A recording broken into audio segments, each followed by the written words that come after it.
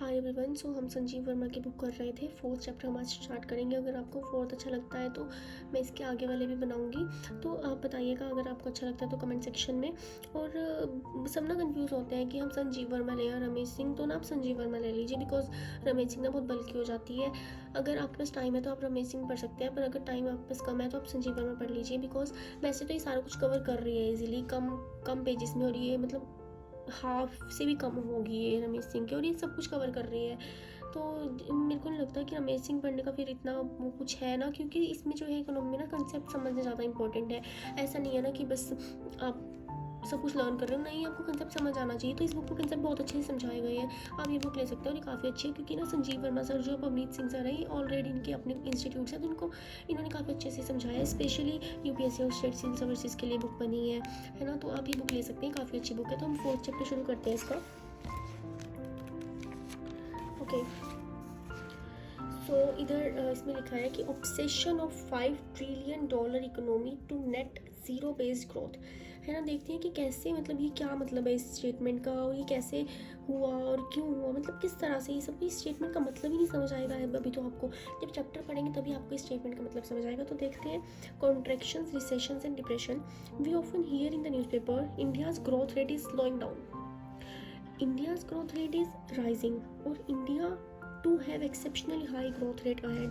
हम ना न्यूज़पेपर में बहुत बार पढ़ते नहीं है कि भाई इंडिया का जो ग्रोथ रेट है ना वो बहुत कम हो गया है, बहुत ज़्यादा हो गया है, या बहुत ज़्यादा होने वाला है। तो इसका मतलब क्या है, ये सब चीज़ें क्या है।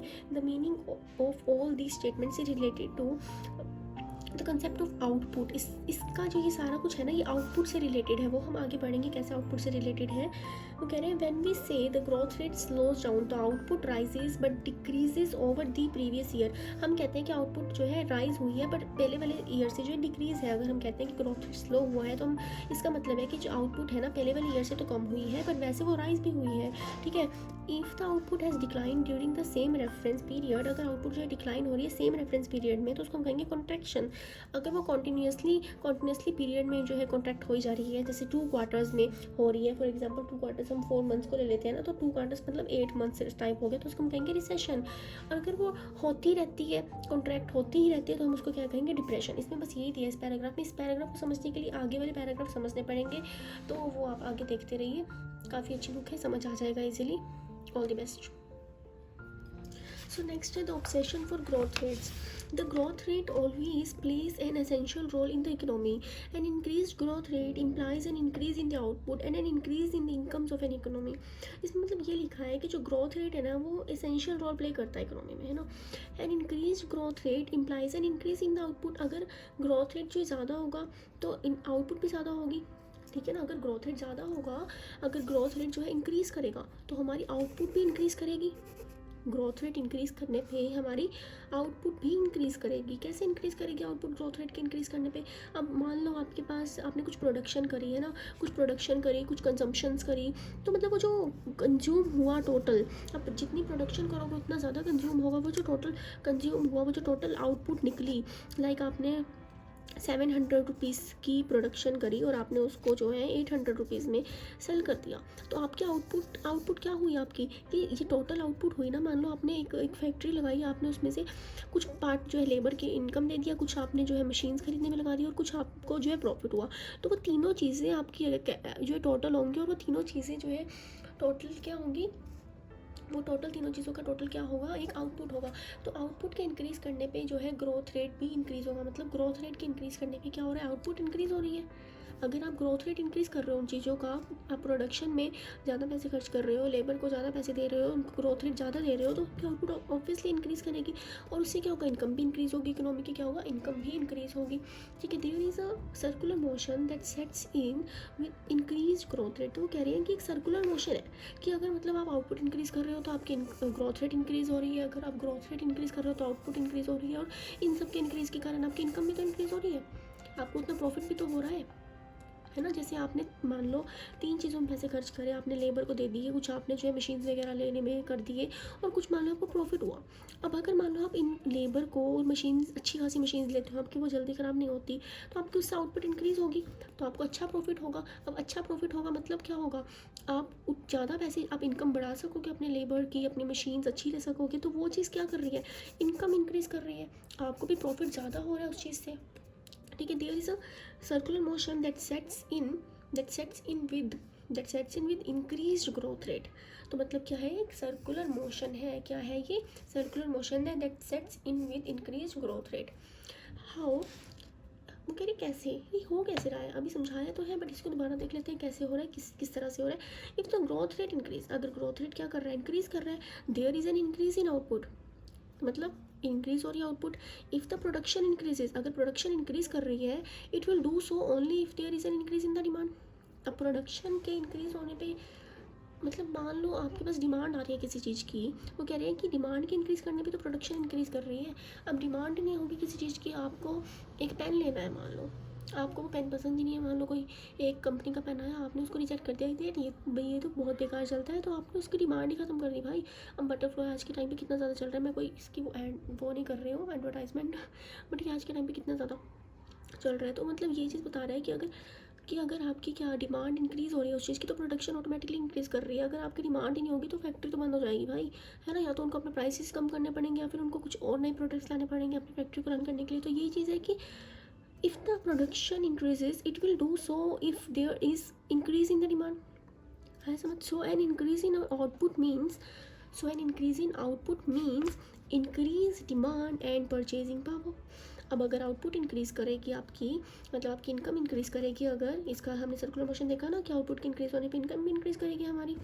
तो अगर आपकी मान लो आउटपुट इंक्रीज़ करेगी, तो क्या होगा उससे, आउटपुट के इंक्रीज़ होने पे आपकी डिमांड और परचेसिंग पावर ऑटोमेटिकली इंक्रीज़ करेगी, क्योंकि आपके पास उतने पैसे होंगे, आपके डिमांड जो चेंज होंगे, आपकी बिल्स जो चेंज हो जाएंगी, जो आपको सेटिस्फाई करने वाली हैं। अब इसमें आगे समझ। Also an increase in income means an increase in savings in an economy. और इनकम के इंक्रीज़ करने का मतलब वो कह रहे हैं means an increase in savings in an economy. अब आपकी इनकम इंक्रीज़ करने का वैसा तो नहीं है ना कि आप सारा का सारा ही जो है परचेसिंग पे इन्वेस्ट कर दोगे, इन्वेस्ट नहीं करेंगे परचेसिंग पे, जो है आप सारा का सारा यूज़ कर लोगे सारी की सारी इनकम। नो, ऐसा नहीं होता है। आप जो है कुछ जो है सेविंग करोगे, उसमें से कुछ जो है इन्वेस्ट करोगे for the future recession, we can say मतलब फ्यूचर के लिए आप उसको कुछ इन्वेस्ट करोगे, लाइक आपने गोल्ड में इन्वेस्ट कर दिया, तो आपको फ्यूचर में वो बहुत ज़्यादा हेल्प करने वाला है। तो इस तरह से आप मतलब हर इनकम, जो भी इनकम आती है वो पूरी की पूरी आप स्पेंड नहीं ना करने वाले हो, आप कुछ उसको सेविंग कर रहे हो, कुछ जो इन्वेस्टमेंट कर रहे हो for the future. They will not, कहाँ थे हम, यहाँ पे थे। This is so because if people have more income they will not splurge all the money, and hence common sense argues that they will save some money, है ना। the money people will save will be in the banks, और कुछ जो है money वो banks में भी save करने वाले हैं, कुछ जो मनी वो बैंक्स में भी सेव करने वाले हैं। N increase in savings means an increase in investments. अब सेविंग्स के इंक्रीज करने का मतलब क्या है, इन्वेस्टमेंट्स भी इंक्रीज होंगी। अब ऐसा तो नहीं है ना, मतलब कि आप जो है अपनी सेविंग जो है अपने भाई, आज के टाइम पे तो कोई भी नहीं, मतलब बहुत कम होते हैं जो अपनी एक गुल्लक जिसको बोलते हैं, गुल्लक है ना, उनमें सेव करते हैं। तो आजकल तो सब बैंक्स में सेव करते हैं क्योंकि उनको इंटरेस्ट मिल जाता है, कुछ तो उससे वो बेनिफिशियल होता है, और इन्वेस्टमेंट कर देते हैं। फॉर एग्जाम्पल गोल्ड ले लिया भाई, आने वाले टाइम पर उसका तो रेट इंक्रीज़ होने वाला है, तो हम जब उसका रेट इंक्रीज़ होगा तो हम उसको जो है, अगर हमें उसकी नीड होगी पैसों की या समथिंग, हमें कुछ और लेना होगा, तो हम उसको जो है वहाँ पर उसको सेल आउट कर सकते हैं और हमें उससे बेनिफिट होगा बहुत ज़्यादा, तो उसके लिए इन्वेस्ट कर लेते हैं कुछ लोग। जैसे this is so because when people save money in the banks can lend them money for investments, है ना। The funds will be loaned to entrepreneurs who will use the funds to increase the output further. Output rises and income also rise. वो क्या कह रहे हैं कि the fund will be loaned to entrepreneurs. अब कुछ एंटरप्रेन्योर्स को जो है कुछ फंड्स भी दिए जाते हैं, ना, ताकि वो अपना जो है आउटपुट इनपुट वगैरह को इंक्रीज़ कर सकें, ताकि उनका आउटपुट ऑटोमेटिकली इंक्रीज़ हो जाए। Who will use the funds to increase the output further. Output rises and income also rises. Output rise होगी तो इनकम ऑटोमेटिकली जो है राइज हो जाएगी, है ना। ऐसी चीज़ है, where does all this take us to. अब ये चीज़ें हमें कहाँ लेके जाती हैं, वो कह रहे हैं ये क्या, ये सब चीज़ें का हमें पढ़ाने का मोटिव क्या है। Increasing the growth rate of the economy implies an increase in the economy's well-being. Jobs get created, income levels rises, and the overall wealth of the economy rises. क्या कह रहे हैं वो कि अगर ग्रोथ, इकोनॉमी की ग्रोथ जो increase करेगी, इकोनॉमिक ग्रोथ कैसे इंक्रीज़ कर रही है, अगर हम जो है ज़्यादा पैसे खर्च रहे हैं किसी लेबर पे, किसी इनपुट पे, अगर हम ज़्यादा जो है अपनी इंक्रीज़ कर रहे हैं, ग्रोथ रेट को इंक्रीज़ कर रहे हैं, तो आउटपुट इंक्रीज़ हो रही है, आउटपुट इंक्रीज़ हो रही है, आउटपुट इंक्रीज़ हो रही है, तो मतलब इकोनॉमी भी इंक्रीज़ हो रही है, इनकम इकोनॉमिक इंक्रीज़ हो रही है, इकोनॉमी में डायरेक्ट इम्पैक्ट आ रहा है। अब अगर इकोनॉमी में डायरेक्ट इम्पैक्ट आ रहा है तो ये सर्कुलर मोशन चलती रहेगी ऐसे ही। तो इससे क्या हो रहा है, अगर डिमांड इंक्रीज़ हो रही है तो प्रोडक्शन इंक्रीज़ हो रही है, प्रोडक्शन इंक्रीज़ हो रही है तो आउटपुट इंक्रीज़ हो रहा है, आउटपुट इंक्रीज़ हो रही है तो इनकम इंक्रीज़ हो रही है, इनकम इंक्रीज़ हो रही है, सेविंग इंक्रीज़ हो रही है, और इन्वेस्टमेंट्स इंक्रीज़ हो रही हैं, और उससे बैंक्स को फ़ायदा हो रहा है क्योंकि वो ज़्यादा लोन्स दे पा रहे हैं। और ये जो है एक सर्कुलर मोशन में चलता रह रहा है, और इससे अच्छी खासी इकोनॉमी चल रही है। तो इससे क्या हो रहा है, अब बैंक्स के पास कुछ पैसा आ रहा है, गवर्नमेंट के पास कुछ टैक्सेस आ रहे हैं, तो उससे क्या हो रहा है, एक इकोनॉमी जो है वेलबिंग है, काफ़ी इंक्रीज़ आ रहा है इकोनॉमिक वेलबिंग, मतलब अच्छी खासी इकोनॉमी चल रही है, और जॉब्स भी क्रिएट हो रही हैं इससे। अब क्या हो रहा है कि जॉब्स कैसे क्रिएट हो रही है, फॉर एग्जाम्पल आपको जो है बैंक इजीली लोन दे पा रहा है, अगर आप उसको सेविंग कर रहे हो, आप उसमें आप उनको जो है वहाँ पे डिपॉजिट कर रहे हो अपने जो पैसे, तो वो लोन दे पा रहा है। तो मतलब क्या है, कोई और आपके दिए हुए डिपॉजिट से कोई और उस वहाँ से लोन लेके क्या कर रहा है, अपनी कोई फैक्ट्री लगा रहा है, अपना कोई बिजनेस खोल रहा है, कुछ भी कर रहा है, ठीक है। तो जॉब्स क्रिएट हो रही हैं, इनकम इंक्रीज कर रही है, income level rises, and the overall wealth of the economy increases, overall wealth increase कर रही है इकोनॉमी की।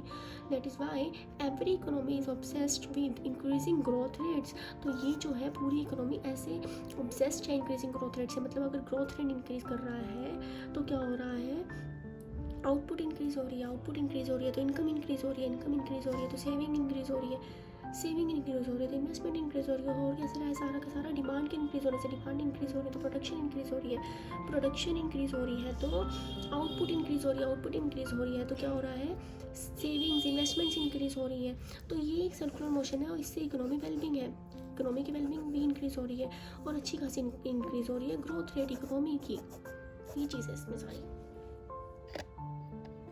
यहाँ पे है the low and high growth cycles to $5 trillion economy in India. There is an obsession to increase its growth rate, but for an extended period India was unable to do so. वो कह रहे हैं India में, ठीक है, India में there is N obsession, मतलब ये ऑब्सेशन है कि to increase in the growth rate, but for an extended period India was unable to do so. पर मतलब ये जो है कुछ टाइम के लिए ही होता है, एक्सटेंडेड पीरियड के लिए इंडिया जो है ऐसा नहीं कर पाता, मतलब लो भी होती है ना ग्रोथ रेट, ऐसा नहीं है ना हमेशा हाई ही रहती है, ठीक है। तो ये चीज़ है इसमें, India was initially stuck in a low growth cycle. अब इंडिया जो है इनिशियली तो बहुत लो साइकिल थी, उसके हमें पता है कैसे जो है वो सब आए थे, ब्रिटिशर्स ने रूल किया था, और कैसे कितनी ज़्यादा लो ग्रोथ साइकिल्स चल रही थी, कितनी ज़्यादा लो ग्रोथ रेट था उस टाइम पे। What is mean by low growth cycle? It means that initially incomes in India were low, the purchasing power was less. अब इनकम लो होगी तो परचेजिंग पावर तो ऑटोमेटिकली हमें पता है लेस होगी, ऑटोमेटिकली क्या होगी, लेस होगी। इनकम्स वर लो, देन सेविंग्स ऑल्सो वर लो। अब इनकम लो होगी तो सेविंग भी लो होंगी। This is so because if people do not have more income, इसका मतलब है अगर पीपल के पास जो है इनकम, पैसे नहीं है भाई, पैसे ही नहीं उनके पास, तो they will strive to fulfil their basic needs with whatever limited incomes they will have. उनके पास पैसे नहीं है कि उनको जो चाहिए वो नहीं खरीद पा रहे हैं, वो वीट नहीं ले पा रहे हैं इवन, मतलब वो सिचुएशंस ऐसे आ जाती है ना कि वो अपनी बेसिक एमिनिटीज़ को नहीं, बेसिक नेसेसिटीज़ को नहीं फुलफिल कर पा रहे हैं। तो अगर इनकम इंक्रीज़ होगी, वही चीज़ है ना इसमें भी कि इनकम अगर कम होगी तो ऑटोमेटिकली सेविंग्स भी कम होगी, तो ऑटोमेटिकली ग्रोथ रेट भी कम होगा। This is so because if people do not have more income they will strive to fulfil their basic needs with whatever limited incomes they will have. Low levels of income also means that economy does not have much savings. Low level of income का मतलब है कि उनके पास savings कम है, ठीक है। Less savings means lesser money for investment. अब invest कम करेंगे वो, अगर उनकी सेविंग कम होंगी तो इन्वेस्टमेंट भी कम होगी। So if you look at the cycle we explain above, a low on one dimension has a spillover on low on the other dimensions. This is what is meant by low growth cycles। मतलब वही चीज़ है इसमें कि अगर आपकी income जो है कम है, तो आपकी सेविंग्स भी कम होंगी, तो आपकी एक्सपेंडिचर्स भी कम होंगे, और आपकी इन्वेस्टमेंट्स भी कम होंगी। और ये जो है मतलब एक डायमेंशन जो है दूसरे पे इम्पैक्ट ऑटोमेटिकली डाल रही है। मतलब इनकम जो है डायरेक्ट इम्पैक्ट किस पे डाल रही है, इन्वेस्टमेंट पे, सेविंग पे, ठीक है, और आपके इन्वेस्टमेंट्स पे, मतलब वो चीज़ एक्सपेंडिचर्स पे जो आप एक अपनी बेसिक एमिनिटीज़ को पूरी करने के लिए, फुलफिल करने के लिए जो आप एक्सपेंड कर सकते हैं, उन पे जो है डायरेक्ट इम्पैक्ट डाल रहे हैं। इसमें ये चीज़ लिखी है इस पैराग्राफ में पूरे में। जैसे आपने अभी इसमें पीछे वाले पैराग्राफ में पढ़ा था ना, ऑब्सेशन ऑफ ग्रोथ रेट, यही सब चीज़ एक लो ग्रोथ रेट को लेके एक्सप्लेन करी गई है इसमें।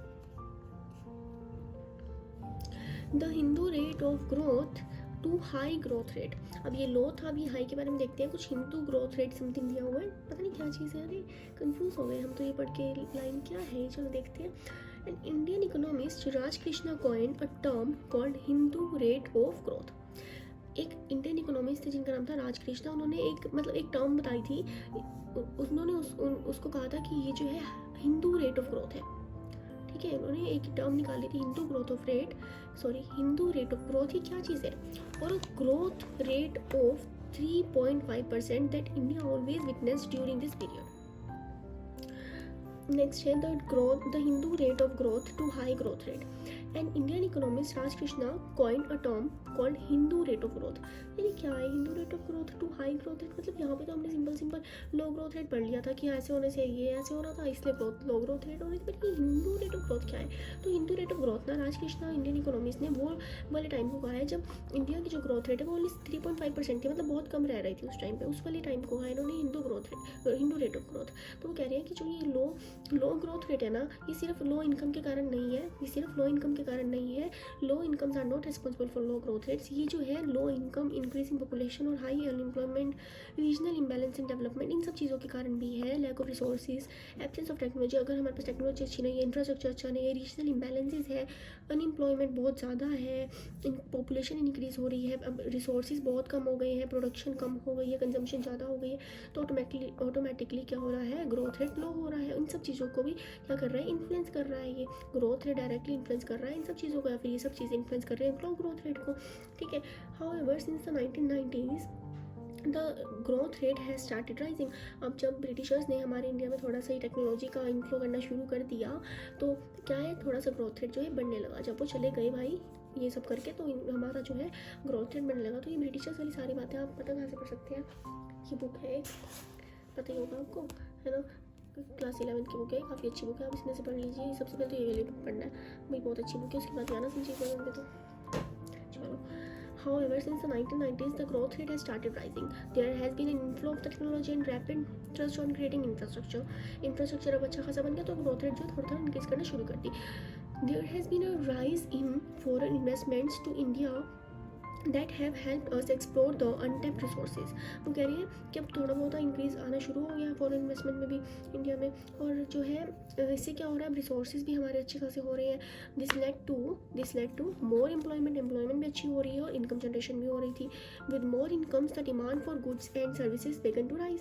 अब इनकम अच्छी हो गई तो डिमांड भी हमारी अच्छी खासी होनी शुरू हो गई। This eventually led to more production and increase output, ठीक है।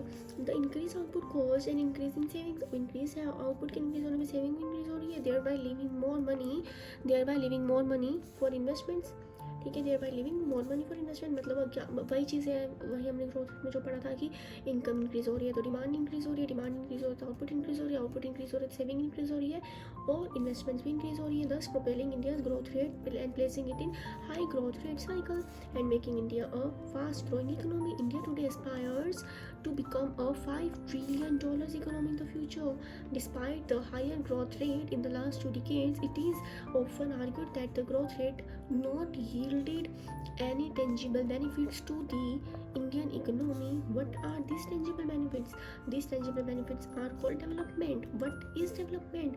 How is it related to growth? वो हम नेक्स्ट वाले पैराग्राफ में पढ़ेंगे. इसमें पता क्या चीज़ लिखी है कि अब ये सब चीज़ें देख ली हमने, इससे हाई ग्रोथ रेट हो रहा है तो क्या हो रहा है, इससे इंडिया की फास्ट ग्रोइंग इकोनॉमी हो रही है, इकोनॉमी फास्ट ग्रोइंग हो रही है. India today aspires to become a $5 trillion economy.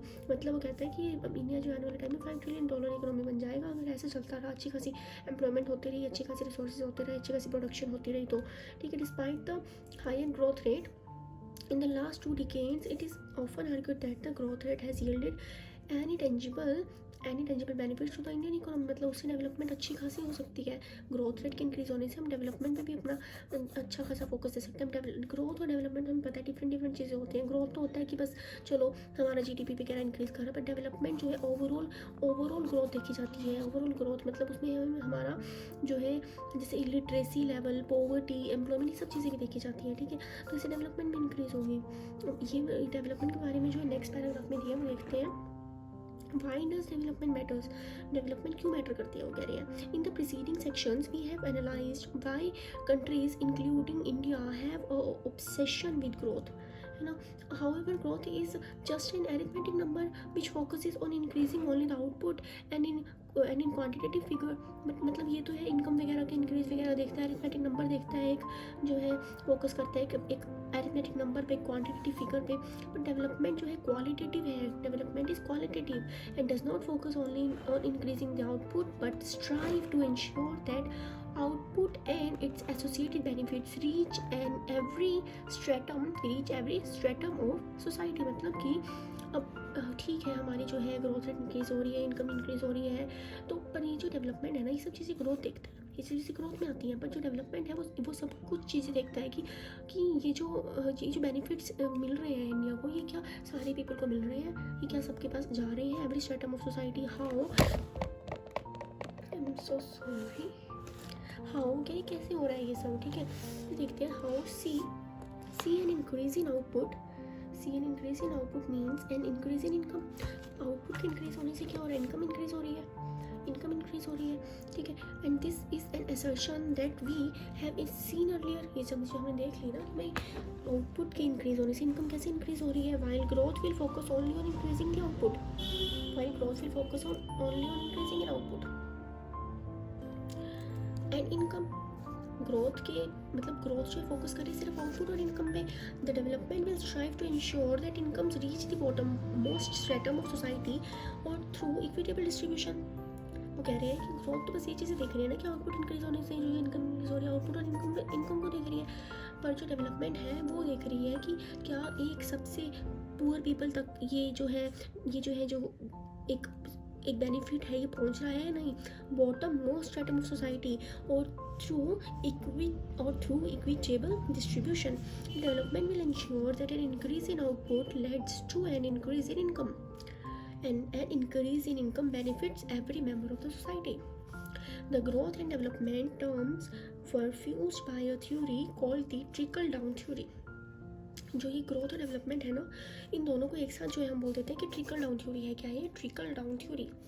This theory believed that if a country increased growth or output, then the increased incomes as a consequence of increased output would eventually percolate down to the bottommost stratum of the society and thus provide for equitable distribution for all। वो कह रहे हैं कि जो theory है मतलब अगर trickle down theory के बारे में आ जाए ना, बस आँख बंद करके लिख देना, ये जो ग्रोथ और डेवलपमेंट के से रिलेटेड है और ये जो है बताती है कि अगर आउटपुट इंक्रीज़ हो रहा है तो हमारी इनकम इंक्रीज़ हो रही है, इनकम इंक्रीज़ हो रही है तो बॉटम मोस्ट स्ट्रेटम तक जो है ये बेनिफिट पहुंच रहा है, वो चीज़ बताती है ये ट्रिकल डाउन थ्योरी। नेक्स्ट है the trickle down trickles down. India initially believe that trickle down theory was the Panacea. Panacea क्या है, ये कुछ कहीं वो तो नहीं है जो सारे एक हम लैंड मास को कहते थे कि जब वो पहले पूरा सारे ज्वाइन होते थे सारे कॉन्टिनेंट्स। पढ़ना ही कंफ्यूज नहीं होना है, मैं आपको क्लियर कर देती हूँ, बिल्कुल कंफ्यूजन है। वो जो है ना, वो जो है अगर आपने ज्योग्राफी पढ़ी हो तो वो बन गया है, जो कॉन्टिनेंट्स बोल रहे हैं वो बन गया है। और पंठशाला है मीनिंग ऑल वाटर, बन गया का मतलब है मीनिंग ऑल अर्थ, ऑल कॉन्टिनेंट्स। इससे कंफ्यूज नहीं होना, ये दोनों में अलग अलग चीज़ें हैं, ठीक है। तो ये क्या है, वो कह रहे हैं कि India initially believe that trickle down theory was a panacea for its economic problem. The initial strategies adopted by India were designed to enlarge the growth rates on the assumption that once the growth rates increase। वो कह रहे हैं कि initial strategies जो है India ने जो adopt करी थी, वो डिज़ाइन करी थी उन्होंने ग्रोथ रेट को अपने इलाज करने के लिए ऑन द assumptions that एक बार अगर भाई ग्रोथ रेट इंक्रीज हो गया तो हम बेनिफिट्स दे सकेंगे सबको, percolate down to everyone।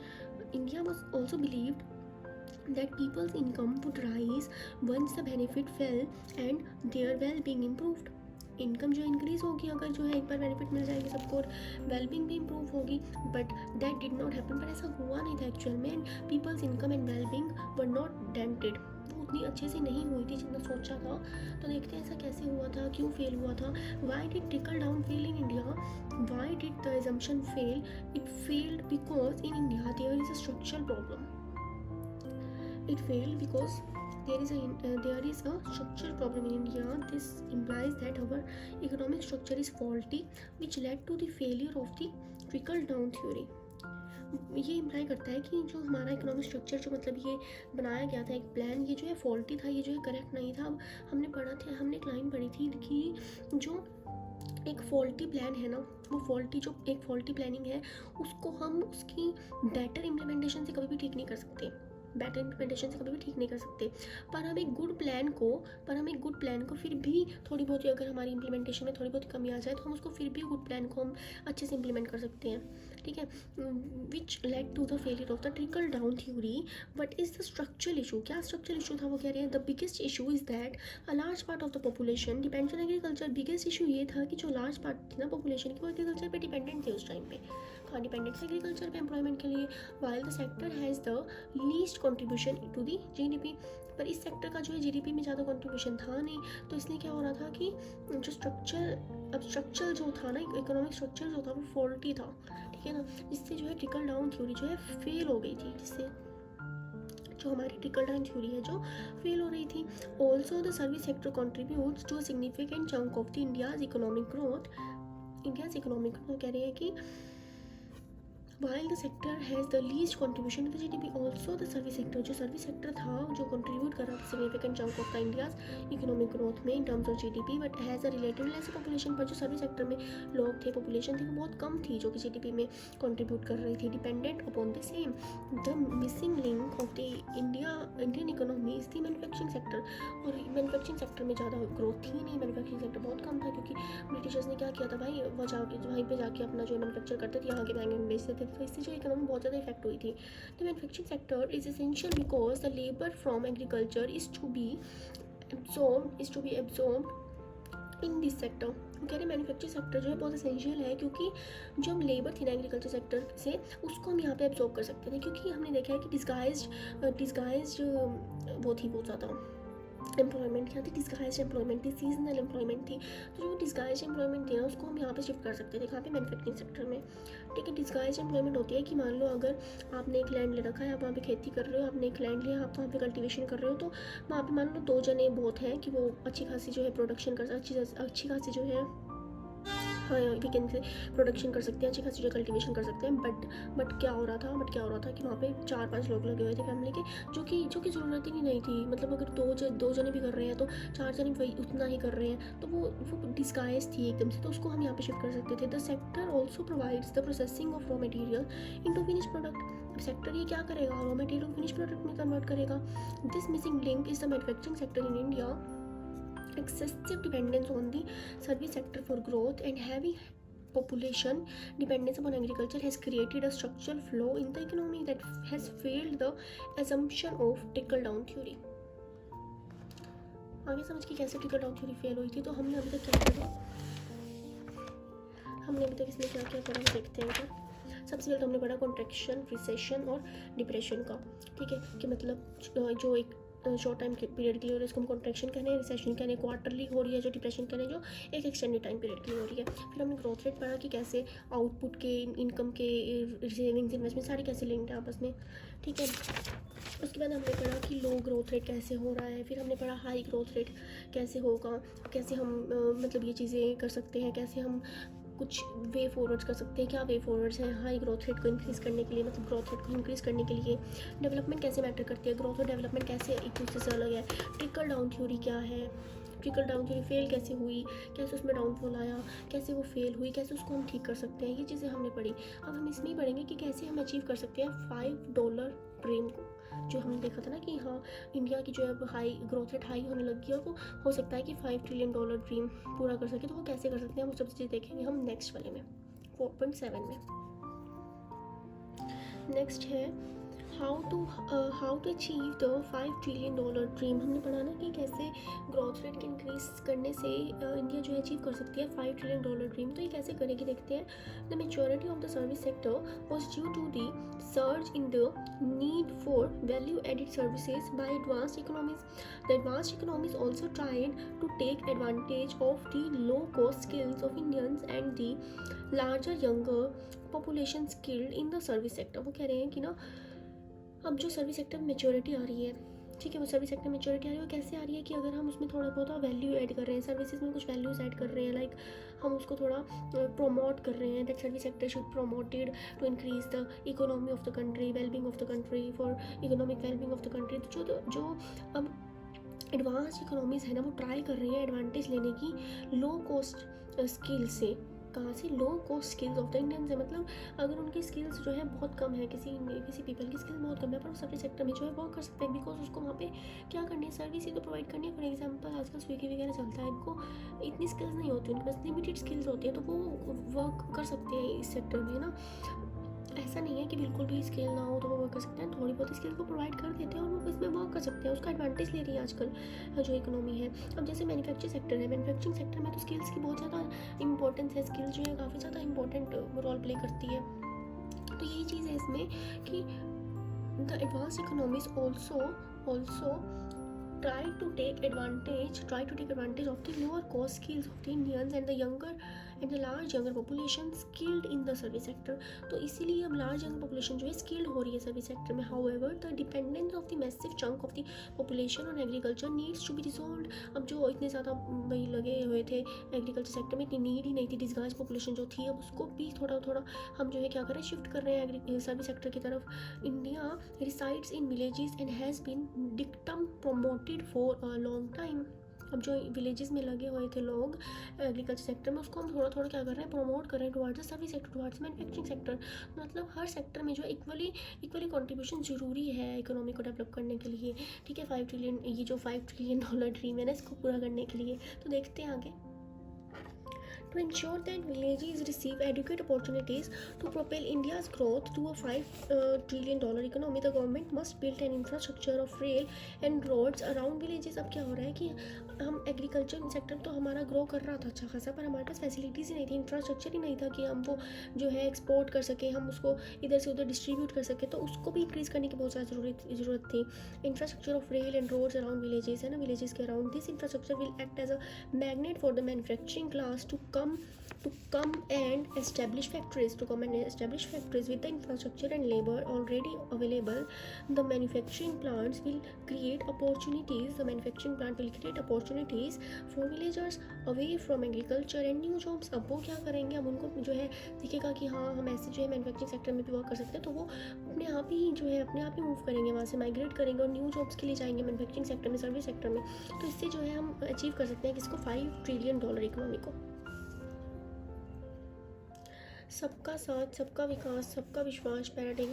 In this context even the government has realised that the vision of growth alone can not propel the story of India. वो कह रहे हैं इस कॉन्टेक्स्ट में ना, ये बताया है कि जो गवर्नमेंट है ना वो रियलाइज़ करती है कि जो विजन है ना ग्रोथ का, वो एक स्टोरी से नहीं हम कर सकते ना, वो अचीव हम इस स्टोरी से नहीं कर सकते। Realise that the vision of India can not propel the story of India. मतलब जो विजन ऑफ ग्रोथ है वो एक स्टोरी से नहीं हम बता सकते। What India needs is not just development but inclusive growth and development. एक सिर्फ डेवलपमेंट नहीं, उसको ग्रोथ एंड डेवलपमेंट दोनों ही जरूरी है। India has realise that development in growth model has to be so broad based that it takes the masses along the prosperity। मतलब कि दोनों चीज़ ज़रूरी है, ग्रोथ और development with the focus on सबका साथ सबका विकास is not just on ensuring equitable distribution on growth but ensuring equitable distribution is fair and just for masses and takes every section of the multicultural and diverse society together as stakeholders. Fair and just imply fair and just imply equitable and inclusive growth of every section of the society. The paradigm of सबका साथ, मतलब इस para में ना यही लिखा है कि मतलब ये नहीं है ना कि हम ग्रोथ करें, इनकम इंक्रीज हो रही है, वो सबके लिए होना चाहिए, सबको उसका बेनिफिट मिलना चाहिए, वो सब चीज़ें लिखी हैं इसमें.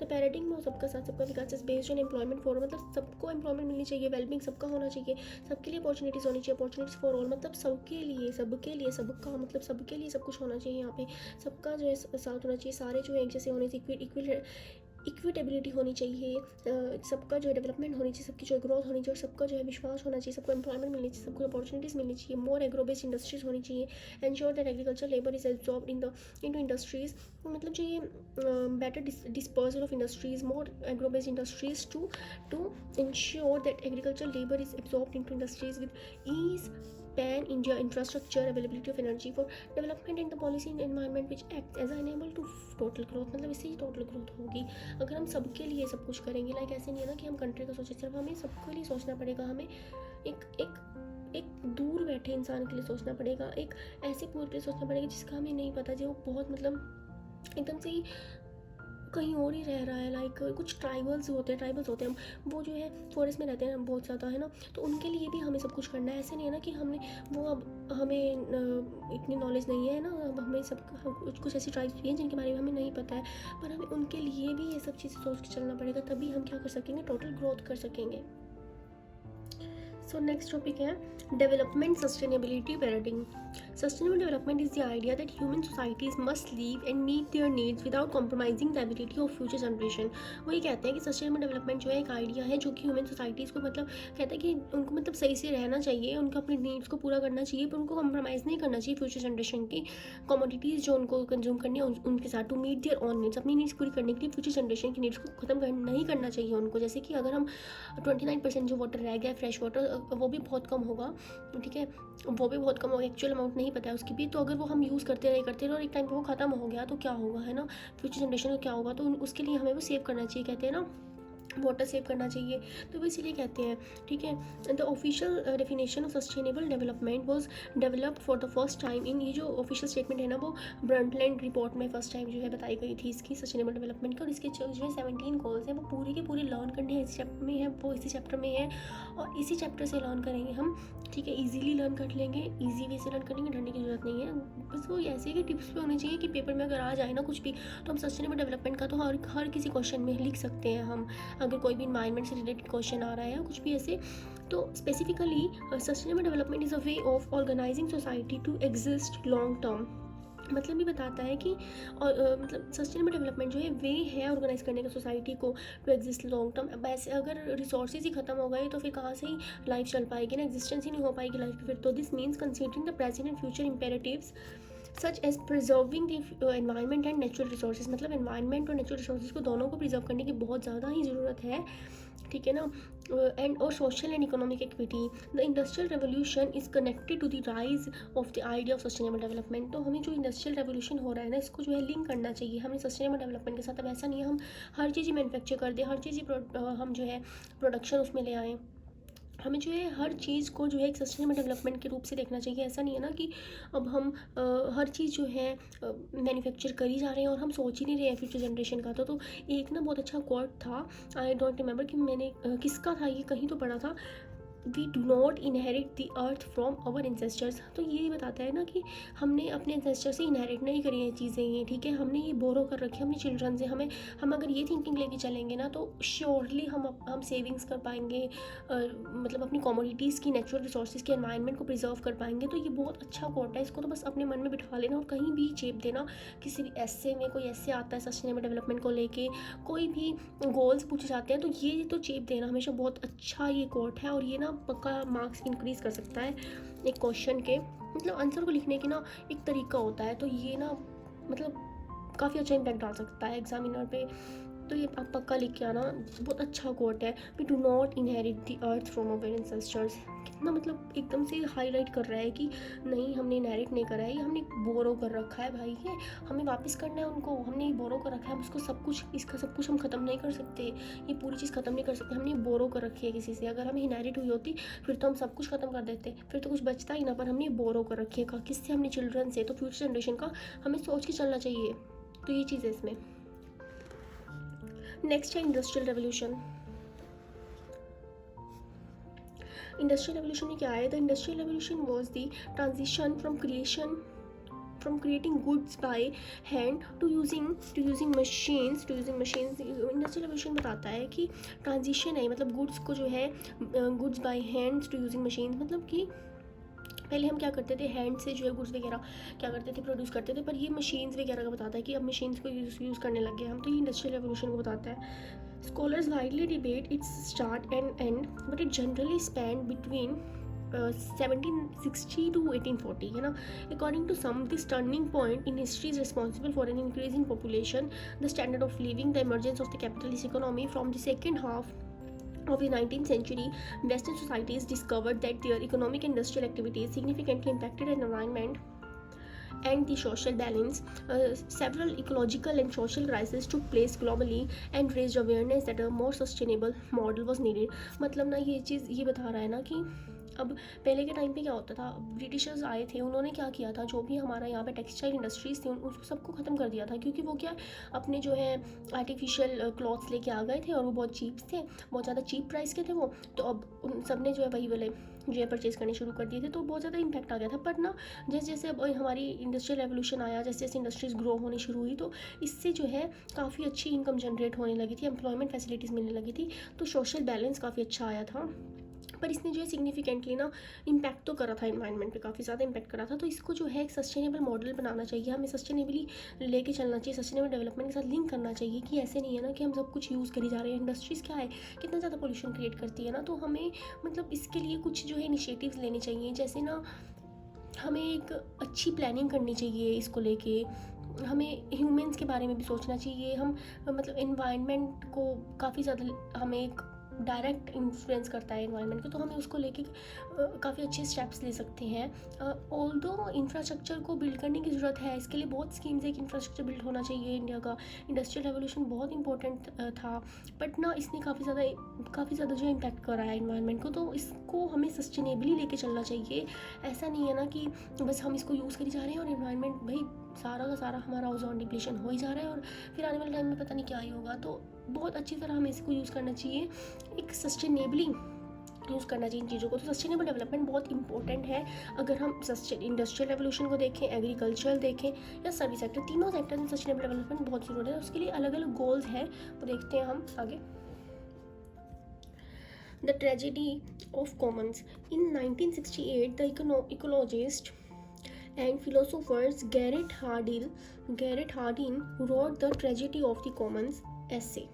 ये एक ऐसे लिखा था इन्होंने, इकोलॉजिस्ट और फिलोसोफर थे गैरेट हार्डिन, और हाँ बस यही थी ना जो गैरेट हार्डिन, इन्होंने जो है एक ट्रेजेडी ऑफ कॉमन्स कैसे लिखा था। He argued that if individuals acted independently, अगर इंडिविजुअल्स जो है इंडिपेंडेंटली एक्ट करेंगे, रैशनली एक्ट करेंगे और फोकस करेंगे परस्यूइंग करने पे अपने इंटरेस्ट को, they would go against the common interest of the communities and exhaust planets natural resources. अब ना हर कोई अपने प्रॉफिट के लिए सोचता है, हर कोई अपने ही बेनिफिट के लिए सोचता है। फॉर एग्जाम्पल अगर ना कोई एक इंडस्ट्री है, मान लो आयरन एंड स्टील इंडस्ट्री है, अब जो आयरन एंड स्टील इंडस्ट्री है ना, अगर वो सिर्फ अपना ही बेनिफिट देखेगी ना, मतलब ऐसा कुछ ऐसी इंडस्ट्रीज होती है ना, आपने देखा है कि वो जो है पब्लिक ही हैंडल करती है। फॉर एग्जांपल मान लो रेलवेज को लेके चलते हैं अगर हम, तो अगर रेलवे में ना मतलब कोई प्राइवेट कंपनी आ जाती है मान लो, है ना, तो वो क्या करेगी, मतलब होंगी अभी भी प्राइवेट कंपनीज, बट वो क्या करेंगे फिर ना, अपने ही बेनिफिट के लिए सोचेंगे, तो वो कभी भी ना एक पूरी कम्युनिटी को लेके नहीं चलेंगी। फॉर एग्जांपल कोई एक इंडस्ट्री लगाई है किसी ने, वो बहुत ज़्यादा पोल्यूशन क्रिएट कर रही है ना, पर वो जिसकी इंडस्ट्री है ना उसको बहुत ज़्यादा बेनिफिट हो रहा है, उस इंडस्ट्री से उसको बहुत ज़्यादा बेनिफिट हो रहा है, तो वो कभी भी नहीं सोचेगा कि मैं अपना पोल्यूशन कम करूँ, ये जो पोल्यूशन मेरी इंडस्ट्री कर रही है तो मैं इसको रिड्यूस करूँ, इसके लिए मैं चिमनीज थोड़ी जो है हाइट पे लगाऊँ, नहीं, वो ये नहीं सोचेगा क्योंकि उसका तो अपना बेनिफिट हो रहा है।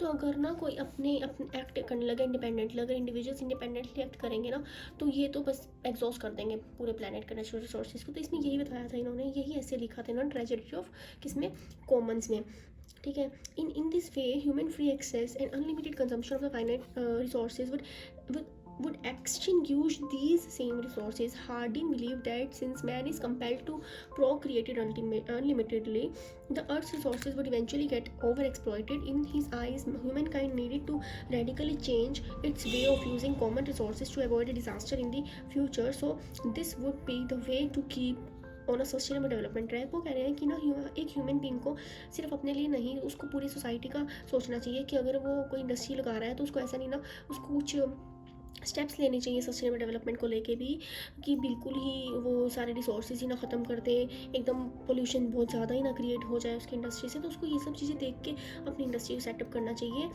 अगर कोई मतलब अर्थ के रिसोर्सेज जो है ऐसे तो एक्सप्लॉयट हो जाएंगे, उसकी आइज़ में मतलब ये है कि जो ह्यूमन काइंड है उसको रेडिकली चेंज लाना चाहिए, जो भी वो यूज़ कर रहा है कॉमन रिसोर्सेज जो भी वो यूज़ कर रहा है, to avoid disaster in the future, ताकि डिज़ास्टर्स ना आ जाए फ्यूचर। मतलब अब ये जो आज कुछ भी प्रॉब्लम हो रही है क्रिएट, कुछ भी मतलब कोई डिप्लीशन हो रहा है किसी भी चीज़ का, फॉर एग्जांपल आजकल ओजोन डिप्लीशन कितना ज़्यादा हो रहा है, तो वो ओजोन डिप्लीशन अभी हमें नहीं इतना फील हो रहा होगा, ऑल्दो हो रहा है, ग्लोबल वार्मिंग बहुत ज़्यादा बढ़ रही है, जैसे ऑल्दो वो हो रहा है क्योंकि टेम्परेचर बहुत ज़्यादा इंक्रीज़ कर रहा है। फॉर एग्जांपल अब तो गर्मी कितनी जल्दी आने लगी है, तो मतलब वो चीज़ें है ना कि टेम्परेचर इंक्रीज़ हो रहा है ऑटोमेटिकली, पर वो ना आज के टाइम पे हमें फिर भी इतना नहीं फील हो रहा होगा कि चलो ठीक है चल रहा है, हम नहीं सोच रहे हैं, हम एफोरेस्टेशन नहीं करें, डिफोरेस्टेशन लगे हुए हैं करने में भाई। तो पर ना आने वाले फ्यूचर को कितना ज़्यादा उससे इम्पैक्ट होने वाला है ना, वो हम कभी भी नहीं सोचते हैं। तो ये चीज़ ना बहुत इंपॉर्टेंट है सोचनी, और इसके लिए सस्टेनेबल डेवलपमेंट बहुत ज़रूरी है। ठीक है, उसके बाद है द क्लब ऑफ रोम। देखते हैं इसमें क्या लिखा है। A few years Hardin's essay. A few years after Hardin's essay, in 1972, Meadows, commissioned by the Club of Rome, ran a computer simulation that aimed to predict the consequences of what would happen on a planet with limited resources. The interactions between 5 different dimensions: world population growth, industrialization, pollution generation, food production, and non-renewable resource depletion, were analyzed considering a scenario where these variables grew exponentially and technology's ability to increase resources was linear. The strongest ending scenario was that an economic and social collapse would happen by the end of the 21st century if man imposed no limits on growth. After more than 4 decades, these predictions seem correct regarding pollution and its consequences threatening sustainable development. इसमें ना बहुत अच्छी चीज़ बताई है कि ना इन्होंने क्या करा, एक कमीशन बिठाई भाई। जब हार्डीज ने अपना ऐसे लिखा ना तो उन्होंने इसके बारे में सोचा और एक कमीशन बिठाई क्लब ऑफ रोम के नाम से, जिसमें उन्होंने जो है कुछ कंप्यूटर साइमुलेशंस करी, जिसने जो है एम करा कि भाई उन्होंने प्रेडिक्ट कर लिया कि ना जो प्लेनेट है उसके पास लिमिटेड रिसोर्सेज है, ऐसा क्यों करा उन्होंने प्रेडिक्ट, बिकॉज अगर हम यूज़ करते रहेंगे अब अपने रिसोर्सेज को, अर्थ के रिसोर्सेज को हम यूज़ करते रहेंगे तो वो एक टाइम पे आकर एक्सप्लॉइट हो ही जाएंगे। एक्सप्लॉइट होने से पहले वो लिमिटेड भी होंगे, एक टाइम पे आके वो लिमिटेड भी होंगे एक्सप्लॉइट होने से पहले, तो वो लिमिटेड है इस टाइम पे उन्होंने मान लिया। तो अब क्या हो रहा है, अब वो ह्यूमन तो उसको यूज़ कर ही जा रहा है, तो इंट्रैक्शन बिटवीन 5 डिफरेंट डायमेंशन, उन्होंने उसको 5 डिफरेंट डायरेक्शंस में 5 डिफरेंट डायमेंशंस में उन्होंने उसको डिवाइड करा कि अगर पॉपुलेशन की ग्रोथ हो ही जा रही है, इंडस्ट्रियलाइजेशन हो ही जा रही है, पॉपुलेशन जनरेशन हो ही जा रही है और फूड प्रोडक्शन भी हो रही है, और उससे क्या हो रहा है, नॉन रेन्यूएबल रिसोर्स डिप्लीट हो रहे हैं, है ना, धीरे धीरे हमारे यहाँ जो है रिसोर्सेज जो है डिप्लीट हो ही जा रहे हैं, और जिससे जो है डिजास्टर क्रिएट हो सकता है आने वाले टाइम में। तो जो उन्होंने ये एनालाइज करा था ना वो सच में सही साबित हुआ एकदम। ठीक है, यही सब लिखा है कि बिल्कुल सही साबित हुआ, और जो टेक्नोलॉजी एबिलिटी है वो भी इंक्रीज़ हो रही थी। तो जो स्ट्रॉन्गेस्ट एंडिंग सिनेरियो था वो ये था कि जो इकोनॉमिक और सोशल कोलैप्स हुआ by the end of 21st century if man impose no limits on growth, तो क्या हो सकता है, इकोनॉमिक और सोशल कोलैप्स हो सकता है आफ्टर मोर देन 4 डिकेड्स। ये जो प्रेडिक्शंस थी एकदम करेक्ट साबित हुई पोल्यूशन के रिगार्डिंग और बाकी कॉन्सिक्वेंसेस के रिगार्डिंग, और ये बहुत ज़्यादा थ्रेटनिंग है सस्टेनेबल डेवलपमेंट को लेके। ठीक है ना, तो इसको हमें बहुत अच्छे से यूज़ करना चाहिए, वैसे नहीं है ना कि भाई हम यूज़ करी जा रहे हैं। तो ये मतलब सस्टेनेबल डेवलपमेंट ना एक बहुत अच्छी चीज़ है, मतलब ये बहुत ज़्यादा इंपॉर्टेंट गोल्स हैं जो हमें ना सिर्फ लर्न करने के लिए नहीं पढ़ने चाहिए, वो हमें बस दिल से पढ़ने चाहिए कि हाँ हम अपने अर्थ के लिए क्या क्या कर सकते हैं और हमें कैसे स्टेप्स लेने चाहिए। नेक्स्ट है the triple bottom line. The triple bottom line is an important assumption that's part of the foundations of sustainable development. It was first used by Johan Elkington, the founder of the sustainability consultancy firm.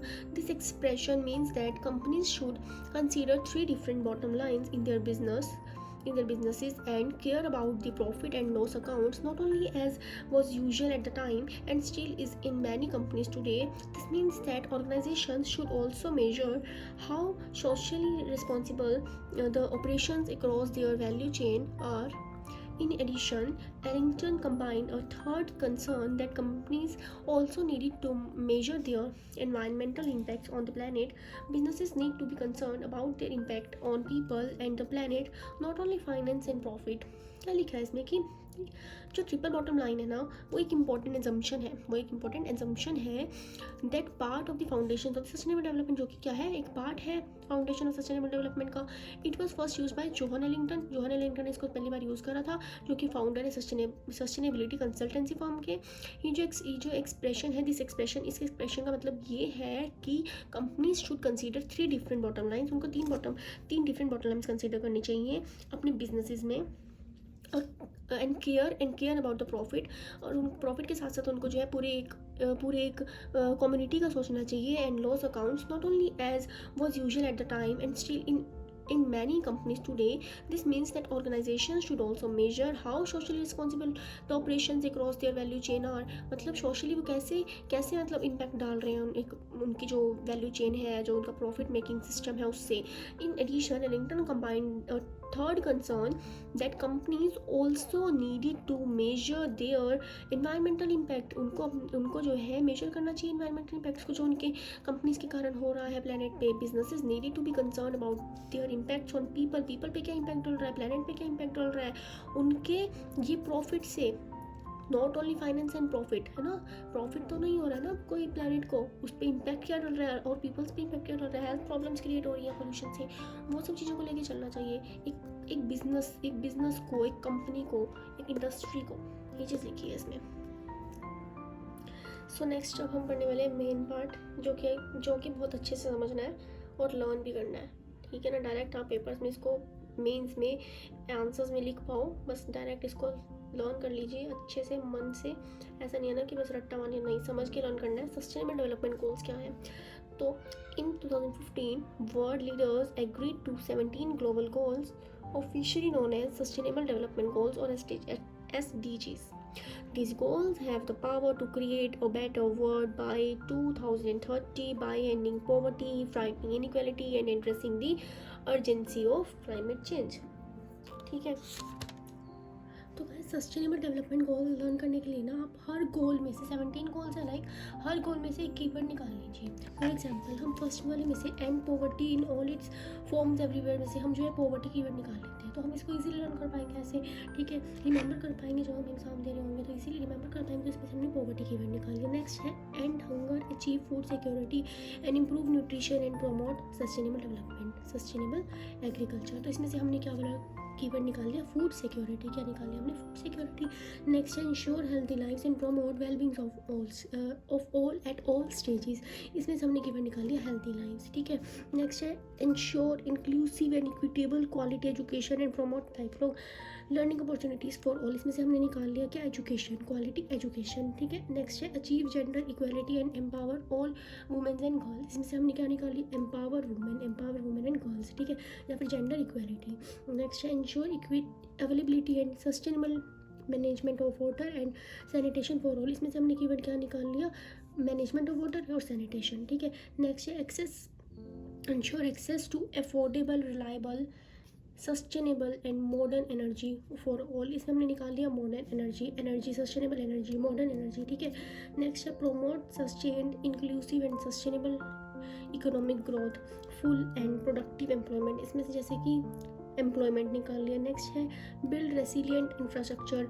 इसमें से हमने infrastructure निकाल लिया. Innovation निकाला, industrialisation निकाल लिया. Reduce inequalities with in among countries, inequalities निकाल लिया. Make cities and human settlements including safe, resilient, sustainable इसमें से हमने ह्यूमन सेटलमेंट्स निकाल लिया। नेक्स्ट है ensure sustainable consumption and production pattern, इसमें से हमने सस्टेनेबल कंजम्पशन एंड प्रोडक्शन निकाल लिया। ऐसे मतलब छोटे छोटे कीवर्ड्स निकालो ताकि इजीली रिमेंबर कर सको।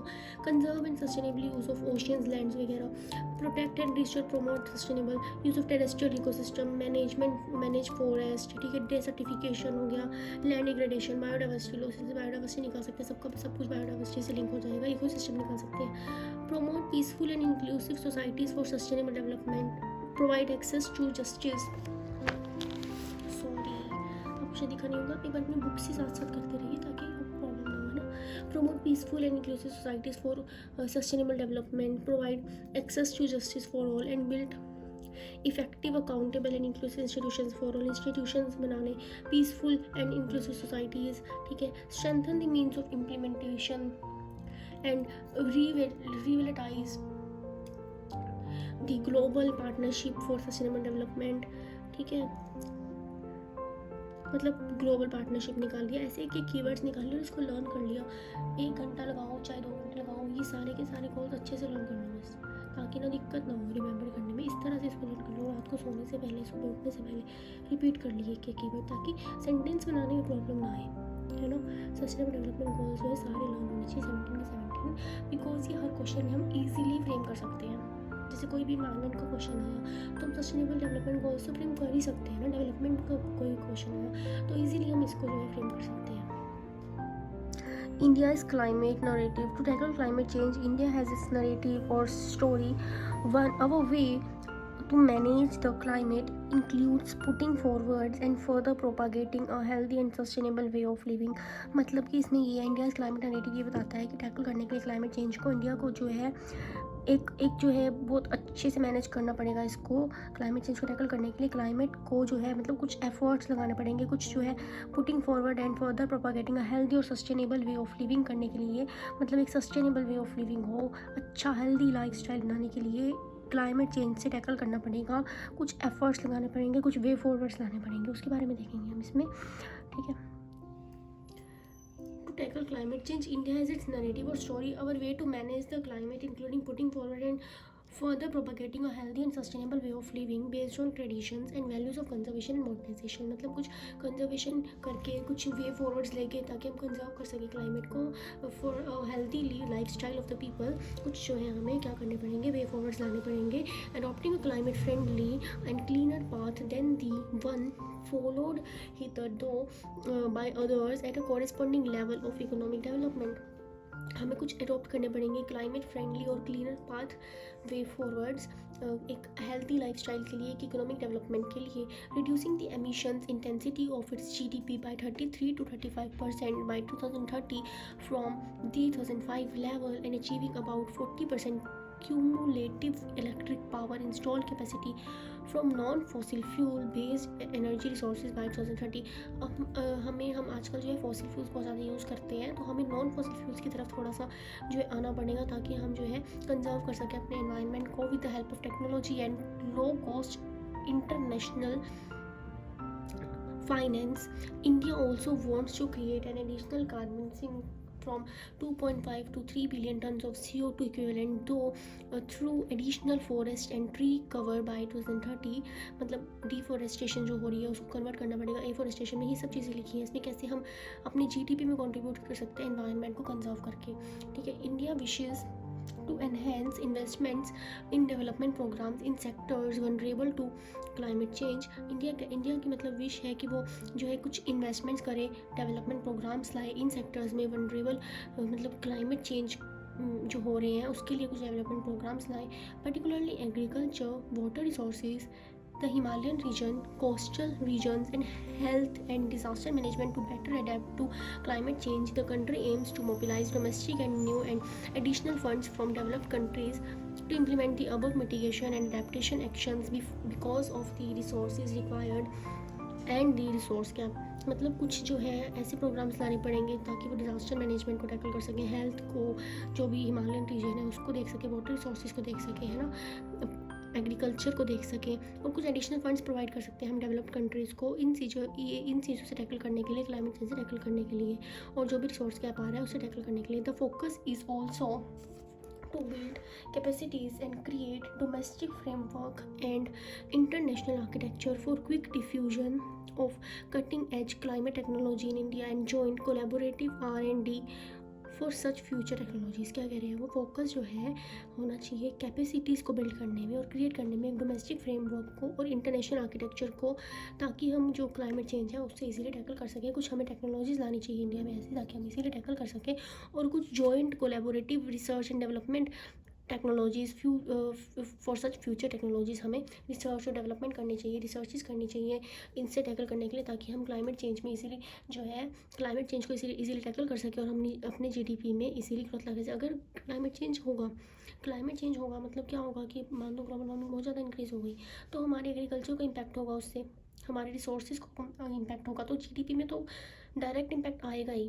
डायरेक्ट नहीं कह सकते, इनडायरेक्ट इम्पैक्ट तो आएगा ही, ठीक है। पर वो डायरेक्ट इन्फ्लुएंस करेगा किसको, पीपल को, डायरेक्ट इन्फ्लुएंस करेगा किसको, इकोनॉमी को। तो इसके लिए हमें कुछ प्रोग्राम्स लाने की ज़रूरत है, कुछ डेवलपमेंट प्रोग्राम्स लाने की ज़रूरत है, ये सब लिखा है इसमें। नेक्स्ट टॉपिक है India's climate adaptation and mitigation narrative. India's narrative has a strong focus on the climate change adaptation. No other country has been able to dedicate the same focus and efforts to adaptation on as large as scale as India. वो कह रहे हैं कि India का जो main strong focus है वो climate change adaptation में है। कोई और कंट्री ने ऐसा कुछ जो डेडिकेट नहीं करा है सेम फोकस के साथ जो इंडिया इतने लार्ज स्केल पे कर रहा है। Further more India has also outline the financial implications of the climate change goals. मतलब ये जो फर्दर इम्प्लीकेशंस के लिए प्रोग्राम्स भी ला रहा है, and its plans for developing and enabling technology transfers to facilitate achievements. Green grids initiatives, जैसे कि वो कह रहे हैं कुछ मतलब टेक्नोलॉजीज़ लाई गई हैं, डेवलपमेंट गोल्स लाए गए हैं, प्रोग्राम्स लाए गए हैं अचीवमेंट, इस अचीवमेंट के लिए क्लाइमेट चेंज की।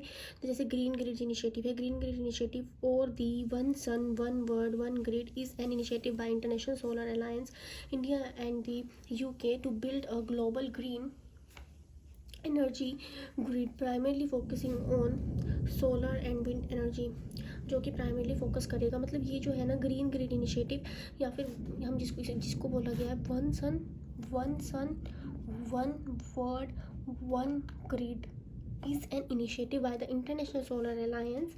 ये जो है इंटरनेशनल सोलर अलायंस ने, इंडिया और यूके ने दोनों ने मिलके जो है ये बिल्ड करा है global green energy grid primarily, जो कि फोकस करेगा सोलर और विंड एनर्जी पे, ठीक है। The efforts feature the establishment of solar parks and power projects, anchoring a global solar alliance called International Solar Alliance and One World One Sun One Grid, OVOSOC ऐसे run कर सकते हैं इसको। Creating green energy corridors to ensure evacuations from renewable energy plants, implementing the national smart grid missions along with new programmes for increasing energy capacities for winds and waste conversion. मतलब ना अब electricity को बनाने के लिए for example हम water का use करते हैं, तो इन्होंने क्या करा कि एक प्रोग्राम लेके आए इंटरनेशनल सोलर अलायंस के साथ, सोलर पैनल्स वगैरह लगा देंगे। इससे जो है क्या होगा, काफ़ी ज़्यादा सेविंग होगी, क्योंकि हमारे पास अबंडेंस में है जो ये है सनलाइट, तो अबंडेंस में है, तो इससे हम एनर्जी क्रिएट कर सकते हैं, जिसको इन्होंने कहा कि green energy corridors to ensure evacuation from renewable energy plants. अब इससे हम जो है काफ़ी ज़्यादा क्या कर सकते हैं, रिसोर्सेज को सेव कर सकते हैं, कंजर्व कर सकते हैं, जिसको इन्होंने कहा रेन्यूएबल एनर्जी प्लांट है। रेन्यूएबल एनर्जी प्लांट है, ये तो रेन्यूएबल है, ये तो अब कभी नहीं ख़त्म होने वाला है ना, ये तो रेन्यूएबल है। इसको अगर फॉर एग्जांपल हो भी जाता है एक टाइम पे ख़त्म, तो इसको हम दोबारा से रिन्यू कर सकते हैं। Renewable energy plant implementing the national smart grid mission, ठीक है, along with the new programs, और प्रोग्राम के साथ इसको लाया गया किसके, इंडिया और यूके के द्वारा, इंडिया यूके के थ्रू इसको लाया गया। One sun one world and one grid green grids initiative national smart grid mission, ठीक है, जिसको कहते हैं हम international solar alliance and one world one sun one grid, ओवोसोक।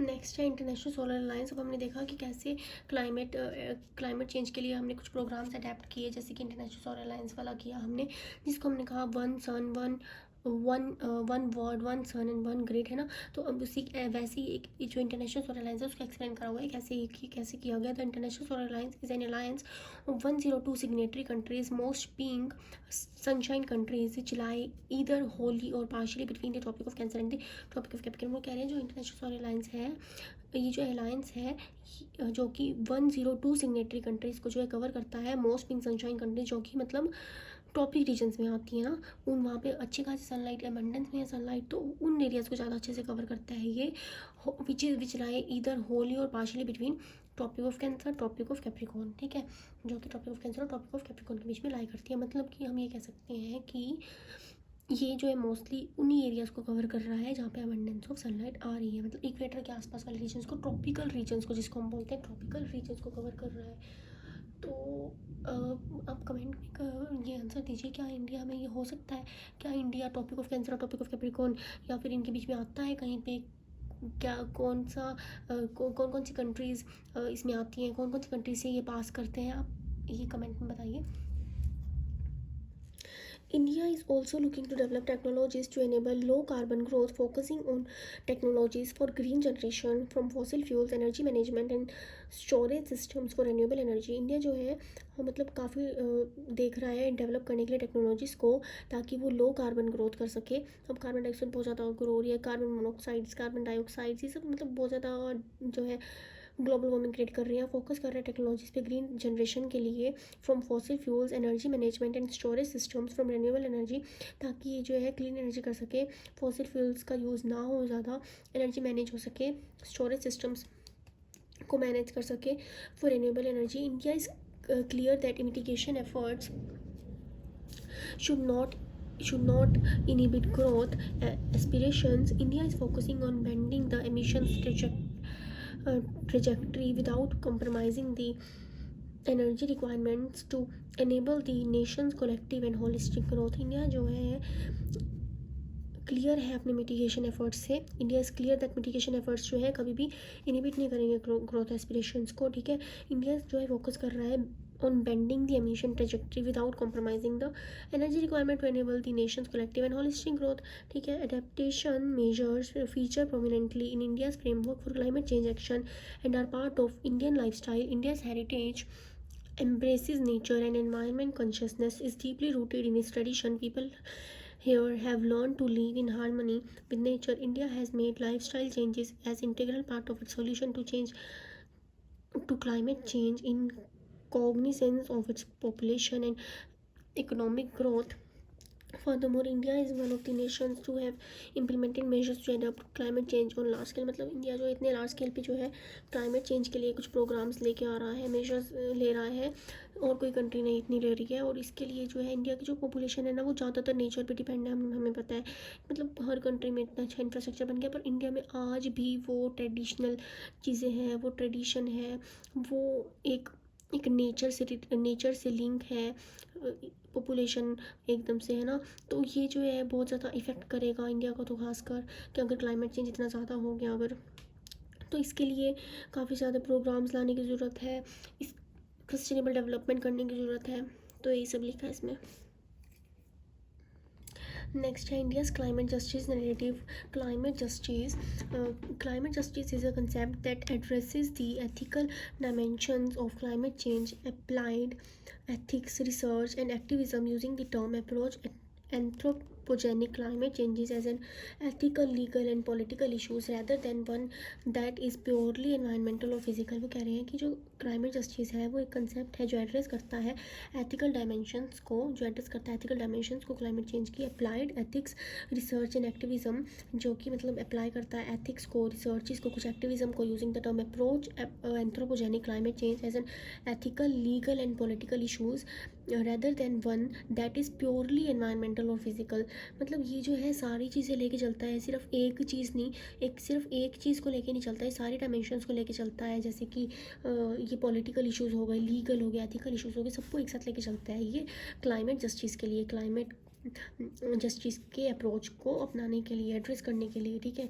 With a significance proportion of its population still below the poverty line, India is well position to understand and balance this demography's need for upliftment with the global agenda for climate change action.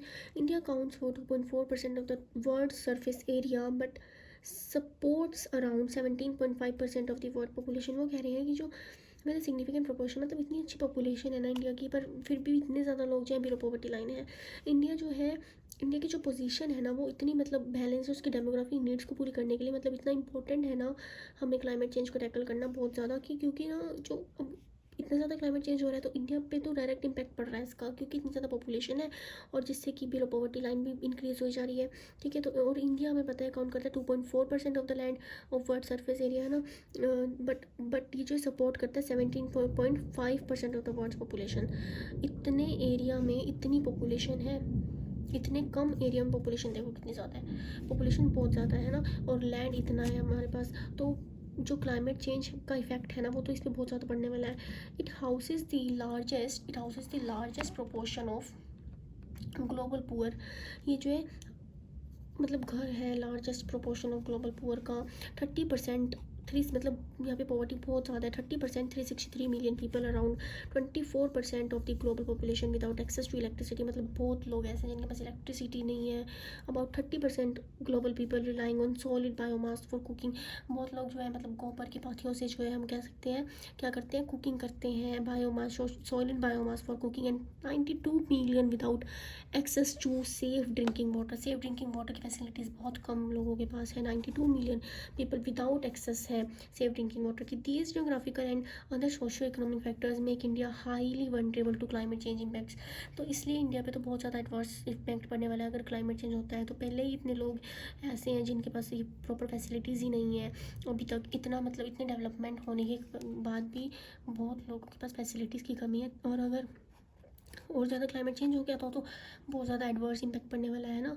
जैसे कि हमने देखा कि poors कितने ज़्यादा हैं, electricity का access बहुत कम है, सैनिटेशन नहीं है, ड्रिंकिंग वाटर नहीं है प्रॉपर, है ना, वो सब चीज़ें देखी हमने। The average annual energy consumption in India is 2011 मतलब 2011 was only 0.6 tons of oil equivalent to a per capita compared to global average of 1.88 toys per capita. वो कह रहे हैं कि जो एवरेज एनुअल एनर्जी कंजम्पशन है वो भी बहुत कम है, 0.6 tons of oil equivalent है per capita compared to 1.88 tons per capita. Additionally, India has achieved Human Development Index of 0.586 with its significantly lower average annual energy consumption. No country has achieved an HDI of 0.9 or more without 4 toes per capita energy availability. मतलब ठीक है इसका जो HDI है वो भी बहुत ज़्यादा नहीं है, मतलब नॉर्मल है फिर भी, ठीक है।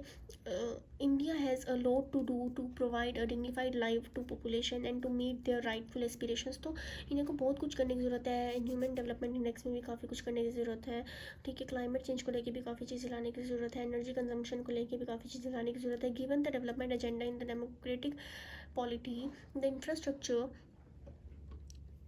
the infrastructure deficit represented by different indicators, the pressure of urbanization and industrialization, and the imperative of sustainable growth, India faces a formidable and complex challenge in working for economic progress towards a secure future for its citizens. तो कह रहे हैं given the development agenda, जो ये development agenda है इस ये लाने की ज़रूरत है। इंफ्रास्ट्रक्चर डेफिसिट रिप्रेजेंट करता है मतलब डिफरेंट इंडिकेटर्स, जैसे कि प्रेशर ऑफ अर्बनाइजेशन इंक्रीज़ हो रही है, इंडस्ट्रियलाइजेशन इंक्रीज़ हो रही है, ठीक है। तो इसके लिए हमें सस्टेनेबल ग्रोथ करने की ज़रूरत है। ये एक तरह का चैलेंज बन गया है इकोनॉमिक प्रोग्रेस में, ठीक है, सिटीजन्स के लिए, फ्यूचर जनरेशन के लिए, ठीक है। Given it's experiences in effectively implementing climate change actions, India is also known that current adaptation efforts are not affordable on practical on a universal scale। कि जो current adaptation efforts लगाए गए हैं वो अभी तक मतलब बहुत नॉट अफोर्डेबल नहीं है, थोड़ी सी और इन्वेस्टमेंट करने की ज़रूरत है इसमें, थोड़ी सी और ज़्यादा स्पेंड करने की ज़रूरत है मनी को। Current climate change resolution efforts put the burden on the economically disadvantaged, मतलब इसको हमें थोड़ा सा इंक्रीज़ करना पड़ेगा, जो भी इसमें बजट हमने डिसाइड करा है क्लाइमेट चेंज के लिए थोड़ा सा इंक्रीज़ करने की ज़रूरत है। Society without accounting for their growth and development aspirations. As a responsible global citizen, India is willing to lead in adaptations efforts that will make lifting the poor across the world out of poverty central, मतलब अगर हम ये development goals वगैरह अच्छे से कर सकते हैं, डेवलपमेंट गोल्स हम इसीलिए परस्यू कर पाएंगे, इजीली जो है हम इम्प्लीमेंट कर सकें अगर, तो हम जो है पॉवर्टी से बहुत अच्छे से डील कर सकते हैं, और बाकी जो भी सस्टेनेबल डेवलपमेंट गोल्स हैं उससे हम इजीली डील कर सकते हैं। सो नेक्स्ट है India's net zero and Panchamrit, okay. India's net zero and Panchamrit, but is net zero क्या है, ये है ना पंचामृत क्या है, देखते हैं। Carbon neutrality is a state of net zero carbon dioxide emissions, जो कार्बन न्यूट्रलिटी है वो स्टेट है एक net zero carbon dioxide emissions की, मतलब कि बिल्कुल भी कार्बन डाइऑक्साइड एमिशन ना हो, वो ये स्टेट करता है कौन, carbon neutrality. This can be achieve by balancing carbon dioxide emissions with their removal और एलिमिनेटिंग एमिशंस फ्रॉम सोसाइटी। अगर हम कार्बन डाइऑक्साइड जो है एमिशन जो हो रहा है इसको रिमूव कर दें, इसको एलिमिनेट कर दें, कम कर दें इसको, जो मतलब पोल्यूशन वगैरह के कारण हो रहा है, तो हम इसको net zero carbon dioxide emission को जो है अचीव कर सकते हैं। India presented 5 nectar elements Panchamrit to deal with climate change and achieve carbon neutrality और नेट ज़ीरो, मतलब इंडिया ने जो 5 नेक्टर एलिमेंट्स बताए हैं पंचामृत जिसको बोला गया है, 5 नेक्टर एलिमेंट्स को पंचामृत बोला गया है, पाँच से पाँच अमृत है ना, पाँच अमृत, पंचामृत नहीं है ये, 5 अमृत है, क्या है 5 अमृत, 5 nectar elements to deal with climate change and achieve carbon neutrality और नेट ज़ीरो। द 5 अमृत will be an unprecedented contribution of India to climate change, ये जो है बहुत अच्छी जो है क्या होगी, कंट्रीब्यूशन होगी क्लाइमेट चेंज के लिए, क्लाइमेट एक्शंस के लिए। तो देखते हैं क्या है 5 अमृत। India will reach its non fossil energy capacity of 500 gigawatt by 2030। वो कह रहे हैं कि इंडिया जो है रीच कर लेगा नॉन फॉसिल एनर्जी कैपेसिटी को, 500 गीगावाट नॉन फॉसिल कैपेसिटी को बाय 2030, मतलब कि फॉसिल फ्यूल्स को जो आज हम यूज़ कर रहे हैं उसको नॉन फॉसिल में कन्वर्ट करना। India will meet 50% of its energy requirement from renewable non renewable to renewable shift करना। Energy will reduce the total projected carbon emissions को रिड्यूस करना, मतलब 2030 तक का प्लान है सारा। By 2030 India will reduce the carbon intensity of its economy by less than, बस यही है इसमें भी कि रिड्यूस कर देंगे carbon intensity of its economy by less than 45%. By the year 2070 India will achieve the target of net zero, वो कह रहे हैं 2070 तक हमने जो है टारगेट अचीव कर लेना है, ये नेट ज़ीरो वाला जो भी पोल्यूशन हो रहा है, जो भी कार्बन डाइऑक्साइड हो रहा है, कार्बन एमिशन हो रही है ये वाला, ठीक है। इससे हम क्या क्या कर पाएंगे, क्यों बेनिफिशियल होगा ये कार्बन, ये होगा हमारे लिए ग्लोबल वार्मिंग के लिए बेनिफिशियल होगा ये, ठीक है। सबसे ज़्यादा ग्लोबल वार्मिंग के लिए बेनिफिशियल होगा, जो भी टेम्परेचर इंक्रीज़ हो रहा है उसके लिए बेनिफिशियल होगा ये carbon dioxide emissions, net zero emission carbon dioxide emission, ठीक है। पंच अमृत याद रखना, fossil fuel, non fossil energy, renewable energy, total projected carbon emissions, reduce carbon intensity, और ये बस लास्ट में तो यही है कि वो अचीव कर लेगा, ठीक है। 5 अमृत। इसमें हम पढ़ेंगे the metric of GDP and its future relevance. क्या है GDP? The IMF asserts that the GDP is the monetary value of all final goods. GDP क्या है? मॉनेटरी वैल्यू फाइनल गुड्स और सर्विसेज की प्रोड्यूस इन अ कंट्री, जो भी एक country में प्रोड्यूस हो रही है in a given period of time.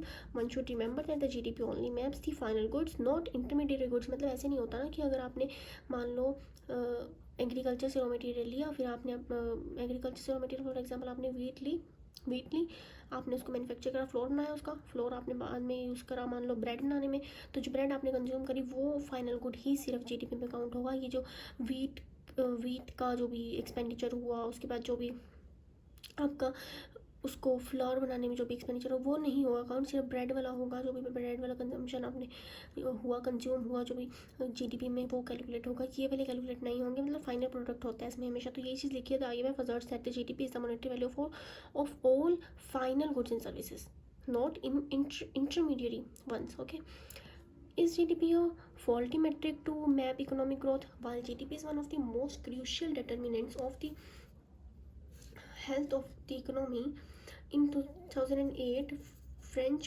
uh, French Nicolas Sarkozy appointed a commission under Joseph Stiglitz, Amartya Sen, and Jean-Paul Fitoussi to identify the limits of GDP as an indicator of economic performance and social progress, including problems and its measurements, and consider proposing relevant indicators that measure social progress. को कह रहे हैं कि क्या ये faulty हो सकता है, क्या ये कभी गलत हो सकता है। तो उन्होंने कहा कि इन्होंने मतलब कुछ जो है अपनी अपनी वो दी, क्या बोलते हैं इसको, अपनी अपनी बातें रखी, like to identify the limits, कि आपकी लिमिटेशन हो सकती हैं जीडीपी के as an indicator of economic performance and progress. तो उन्होंने इंक्लूड करी problems in its measurement and consider करा कि प्रोपोजिंग रेलिवेंट इंडिकेटर्स मेजर करने के लिए सोशल प्रोग्रेस को। How true is this argument, को कह रहे हैं कितनी ट्रू है और ये आर्ग्यूमेंट जो है इनकी, ठीक है। In 2018 Stiglitz and Sen wrote a book called beyond GDP and propose alternatives. In 2018, David Pilic wrote The Growth Delusion and argued that GDP is a wrong way to measure the well-being of society. The GDP is simple measure, and berating it by judging it based on social and moral norms would mean completely missing the point of GDP altogether. वो कह रहे हैं कि ना इसमें जो है जो भी ये सिंपल मेजर है, ये जो भी इसमें ये चीज़ें होती हैं सोशल और मॉरल नॉर्म्स हैं, ये नहीं इसमें कैलकुलेट करे गए। हमने देखा था ना इसमें तो सिर्फ इनकम वाली चीज़ें कैलकुलेट करी गई हैं। तो वो कहते हैं ये जो है एक तरह से क्या है, रॉन्ग वे है मेजर करने का वेलबींग ऑफ सोसाइटी के लिए, ये रॉन्ग वे है मेजर करने का, ठीक है। क्योंकि इसमें तो वो सब चीज़ें इंक्लूड ही नहीं है, अगर हम देखें तो डेवलपमेंट वाली चीज़ें तो इंक्लूड है ही नहीं इसमें।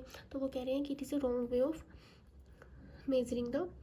measuring the well-being of the society. While accounting for economic activity, does GDP fail to account for things that bring down welfare? This is a truth. This is the truth because GDP does not capture the welfare of welfare laws. वो कह रहे हैं क्या मतलब जब accounting करते हैं हम इकोनॉमिक एक्टिविटी की, डस GDP, क्या GDP फेल हो सकती है उस टाइम पे वेलफेयर के लिए? तो वो कह रहे हैं कि हाँ ये सच है। This is a truth because GDP does not capture the welfare, क्योंकि GDP जो है वेलफेयर कैप्चर नहीं करती, वेलफेयर लॉस कैप्चर नहीं करती है ना। But reversely GDP does not even capture the welfare gains इधर, पर वो गेन्स भी नहीं कैप्चर करती। For instance, the critics say that GDP will account for the production of cars in an economy and not the damage caused to the environment by burning fossil fuels. मतलब ये जो है ये चीज़ें नहीं ना कैप्चर करती कि हम फॉसिल फ्यूल्स जो बंद कर रहे हैं उससे इन्वायरमेंट में क्या इम्पैक्ट पड़ रहा है, पर ये बस ये जो है कैप्चर कर रही है कि जो कार्स का प्रोडक्शन हो रहा है उससे कितनी इनकम जनरेट हो रही है ना। Reversely, GDP will capture the manufacturing of a 10 rupees mask in the pandemic but will not capture the welfare of the mask provided by saving a human life, which is far higher than the market value. वो कह रहे हैं ये तो calculate कर रही है कि कितने का एक मास्क का, पर ये नहीं कैलकुलेट कर रही है कि उस मास्क से कितने लोगों की जो है लाइफ सेव हुई, ठीक है, which is far higher than, जो कि बहुत ज़्यादा इंपॉर्टेंट है, एक मार्केट वैल्यू से ज़्यादा इंपॉर्टेंट है, जो कि thus the GDP is not at fault because it is design to map economic activities and not social wellbeing. तो हम इसको कहेंगे कि ये फॉल्ट चीज़ नहीं है, मतलब ये फॉल्ट नहीं है GDP, क्योंकि ग्रॉस डोमेस्टिक प्रोडक्ट जो है ना वो सिर्फ जो है इकोनॉमिक एक्टिविटीज़ के लिए मैप किया गया है, सोशल वेलबींग्स के लिए नहीं किया गया। वो सिर्फ एक इकोनॉमिक एक्टिविटी को देखने के लिए किया गया है कंट्री की, ठीक है। सो वो कह रहे हैं सो ऑल्टरनेटिव्स भी एग्जिस्ट करते हैं इस केस में, वो देखेंगे क्या है। In 2018 David पिलिक wrote The Growth Delusion and argued alternatives like GDP per capita. वो कह रहे 2018 में डेविड पिलिक ने एक चीज़ लिखी थी द ग्रोथ डेल्यूजन के नाम से, और उन्होंने जो आर्ग्यू करा था ऑल्टरनेटिव्स के लिए GDP पर कैपिटा की, medium income and Gini coefficient, Maryland genuine progress indicator and CO2 emission index. For instance if मतलब ये चीज़ें लाई जाए, medium income, Gini coefficient, Maryland genuine progress indicators, or CO2 emission indexes. For instance, if India uses GDP per capita, if it can have a better idea about the well-being of an average Indian, but GDP per capita will not capture inequalities. So there is no one complete solution. तो एक complete solution नहीं है, इसके लिए हमें हर एक चीज़ के लिए, जैसे कि ह्यूमन डेवलपमेंट इंडेक्स लाते हैं तो वो सिर्फ ह्यूमन के वेलबींग के लिए लाया जाता है, बट GDP किसके लिए लाई जाती है, इकोनॉमिक एक्टिविटीज़ के लिए, तो ये जो है इसमें कैलकुलेट नहीं कर सकते हम। नेक्स्ट है what does Austria do, Austria ने क्या किया था वो देखते हैं। They have an index called house Austria since 2010 which measure 30 indicators in 3 dimensions: material wealth, quality of life and environmental sustainability, जिसने जो है 3 इंडेक्स को जो है कवर किया था, मटेरियल वेल्थ को, क्वालिटी ऑफ लाइफ को, और साथ के साथ जो है एनवायरनमेंट सस्टेनेबिलिटी को भी। ठीक है, मटेरियल वेल्थ को किया था कि कितनी मतलब मनी जनरेट हो रही है, क्वालिटी ऑफ लाइफ को भी किया था, और उन्होंने सस्टेनेबल एनवायरनमेंट सस्टेनेबिलिटी को भी किया था। ठीक है, what are wellbeing, sustainability and national resilience indicators of Israel. The government of Israel in 2015 through a resolution launched well-being, sustainability and national resilience indicators of 10 domains that include quality of employment, personal security, health, housing, education, infrastructure। इन्होंने ये सब चीज़ें भी include की थी अपने इसमें। What is the measuring national wellbeing program, ये जो मेजरिंग नेशनल वेलबींग प्रोग्राम है ये क्या है, it is the program in the UK launched in 2010 that monitors and reports on how the UK as a whole is doing through measures of well-being। मतलब ये जो है वेलबींग्स के लिए जो प्रोग्राम्स लाए गए थे उनके बारे में बताया गया है, जो कि GDP में हम काउंट नहीं कर सकते, क्योंकि GDP तो जो है इकोनॉमिक एक्टिविटीज़ का मेनली बताता है। तो इन्होंने ये बताया कि ऑस्ट्रिया ने क्या क्या किया था, इन्होंने जो material wealth, quality of life और इन्वायरमेंट सस्टेनेबिलिटी का एक लाए थे, 3 डायमेंशन का ये जो 10 डोमेन्स का लाए थे, जिसमें पर्सनल सिक्योरिटी थी, हेल्थ थी, हाउसिंग थी, एजुकेशन थी, इंफ्रास्ट्रक्चर था। और ये जो है किसके लिए लाए थे, मॉनिटर और रिपोर्ट करने के लिए कि कैसे जो है UK as a whole do कर रहा है, कैसे जो है सारे वेलबींग मेजर ऑफ वेलबींग्स कैसे चल रहे हैं UK के, उसके लिए क्या लाया गया था, नेशनल वेलबींग प्रोग्राम। क्या लाया गया था, national wellbeing program. The K-shaped or V-shaped economic recovery after pandemic. What is V-shaped recovery and why is it making news? ये V-shaped और K-shaped क्या है ये देखते हैं। Because of the pandemic, हमें पता है because of the pandemic क्या हुआ था, इकोनॉमी बहुत ज़्यादा सेवरली इफेक्ट हुई थी। The government introduce several measures, government ने जो काफ़ी चीज़ें लाई थी रिव्यू करने के लिए इकोनॉमी को। It was started that the recovery would be characterise by quick and effective recovery in measure of the economic performance after an acute decline in the economy which was called a V shaped economy. तो उन्होंने क्या किया था कि government ने introduce किए थे कुछ स्पेशल मेजर्स इसको रिवाइव करने के लिए, ताकि इसको हम सही कर सकें। तो कुछ जो है रिकवरी मेजर्स स्टार्ट किए गए थे क्विक और इफेक्टिव रिकवरी के लिए। ठीक है, इसको ही उन्होंने मतलब इकोनॉमिक परफॉर्मेंस को ठीक करने के लिए कुछ क्विक और इफेक्टिव रिकवरी मेजर्स लाए गए थे, उसी को इन्होंने भी। What kind of recovery has eventually happened in India after the pandemic. There is undeniably some type of recovery that has undeniably some kind of recovery that has happened, but it can hardly be labeled does V-shaped। वो कह रहे हैं कि किस kind of कौन सी तरह की recovery जो है इवेंचुअली हैपन हुई थी पेंडेमिक के बाद, किस तरह की रिकवरी लाई गई थी। जैसे हमने पढ़ा कि वी शेप रिकवरीज लाई गई थी जो कि क्विक और एफिशिएंट रिकवरी मेजर्स थे। तो वो कह रहे हैं there is undeniably some types of recovery that has happened but it can hardly be labelled as V shaped. The economic ravages of the pandemic have had an uneven impact on different socio economic groups and the recovery we see today is K shaped। वो कह रहे हैं उसमें जो है हम ये नहीं कह सकते उसने प्रॉपरली वी शेप को लेबल करा है, क्योंकि वो क्विक और एफिशिएंट नहीं थी। जो इकोनॉमिक रेवेजेस थी पेंडेमिक के बाद उसके जो अनइवन इम्पैक्ट हुए थे डिफरेंट सोशियो इकोनॉमिक ग्रुप्स, मतलब हर एक किसी पे वो नहीं हो पाई थी, कुछ पे तो वो अच्छे से इंप्लीमेंट हो पाई थी, पर कुछ पीपल्स जो है कुछ ग्रुप्स जो है बिल्कुल ही वो रह गए थे जिनकी रिकवरी जो है सही से नहीं जो इम्प्लीमेंट हो पाई थी। And the recovery we see today is K shaped. ये जो है के शेप रिकवरी है जो हम आज देखते हैं with various groups and industries recovering much more rapidly than their counterparts. अब जो है इंडस्ट्रीज और जो भी ये है कंपनीज वगैरह वेरियस ग्रुप्स हैं जो अब अच्छे से जो है रिकवर कर रहे हैं विद देयर काउंटर पार्ट्स। ठीक है, तो ये है क्या के शेप रिकवरी का मतलब क्या है। सम सेक्टर्स और sections of economy have registered a speedy recovery. वो कह रहे हैं कुछ सेक्टर्स और सेक्शंस ऑफ इकोनॉमी में जो है अच्छे से स्पीडी रिकवरी हुई है and many are still struggling. और अब कुछ जो है अभी भी स्ट्रगल कर रहे हैं। The entities that have done well are firms already in the formal sector. वो कह रहे हैं जो भी मतलब एंटाइटीज जो अच्छे से कर पाई हैं अपना काम वो जो फॉर्मल सेक्टर की है and had the financial wherewithal To survive the lockdowns and disruptions, many big firms in the formal economy have increased their market share during the pandemic. अब कुछ जो है फॉर्मल इकोनॉमी में जो है उसको मार्केट शेयर जो increase भी करा है पेंडेमिक टाइम पे, क्योंकि जैसे मास्क वगैरह बनाने शुरू कर दिए थे लोगों ने. This has come the at the cost of smaller and weaker forms. पर जो कुछ वीकर फॉर्म्स थी उन पे जो है बिल्कुल एडवर्स इम्पैक्ट हुआ है इसका. ठीक है, mainly in the informal sector, जो कि इन्फॉर्मल सेक्टर से बिलोंग करती थी, क्योंकि बहुत लोगों की जो है जॉब्स वगैरह चली गई, वो जो है रिकवर ही नहीं कर पाए, वो आज भी स्ट्रगल कर रहे हैं. What are the ramifications of K shape recovery of Indian economy. वो कह रहे हैं क्या रेमिफिकेशंस रही हैं इसकी के शेप इकोनॉमी की इंडियन इकोनॉमी में. ठीक है, वो देखते हैं. The ramifications will be intense for the Indian economy because 90% of the employment in India happens in the informal sector. इसकी जो है बहुत ज़्यादा बेकार जो है वो रही है, इम्पैक्ट रहे हैं जो भी के शेप रिकवरी हुई थी, बिकॉज 90% ऑफ एम्प्लॉयमेंट जो है हैपन हुई थी. 90% ऑफ जो एम्प्लॉयमेंट है वो इन्फॉर्मल सेक्टर में वर्क करती थी, अब उनकी तो जॉब वगैरह चली गई. When the medium small and micro enterprises lost out their counterparts in the formal economy, the same GDP is produce with fewer people in job. मतलब उनकी जॉब वगैरह चली गई, वो आज भी रिकवर नहीं कर पाए, वो आज भी स्ट्रगल कर रहे हैं. ये चीज़ लिखी है इसमें. So how can it be argued that the recovery in India is K-shaped? तो वो कह रहे हैं कैसे आर्ग्यू कर सकते हैं कि जो रिकवरी है इंडिया में के शेप्ड है. The government taxation policies continue to be regressive because the indirect taxes have been increasing while the direct taxes are lower. वो कह रहे हैं इंडायरेक्ट टैक्सेस जो है इंक्रीज कर दिए, डायरेक्ट टैक्सेस जो है लोअर कर दिए, which places greater tax incidence on the destitutes. The government's objective of maintaining a higher indirect tax on fuels and consumer products while lowering corporate taxes explains the phenomena. The government has recently raised taxes on textile products from 5% to 12% on food. Fuel inflation continues to rise the income of the lower middle class, and middle class have to be constant.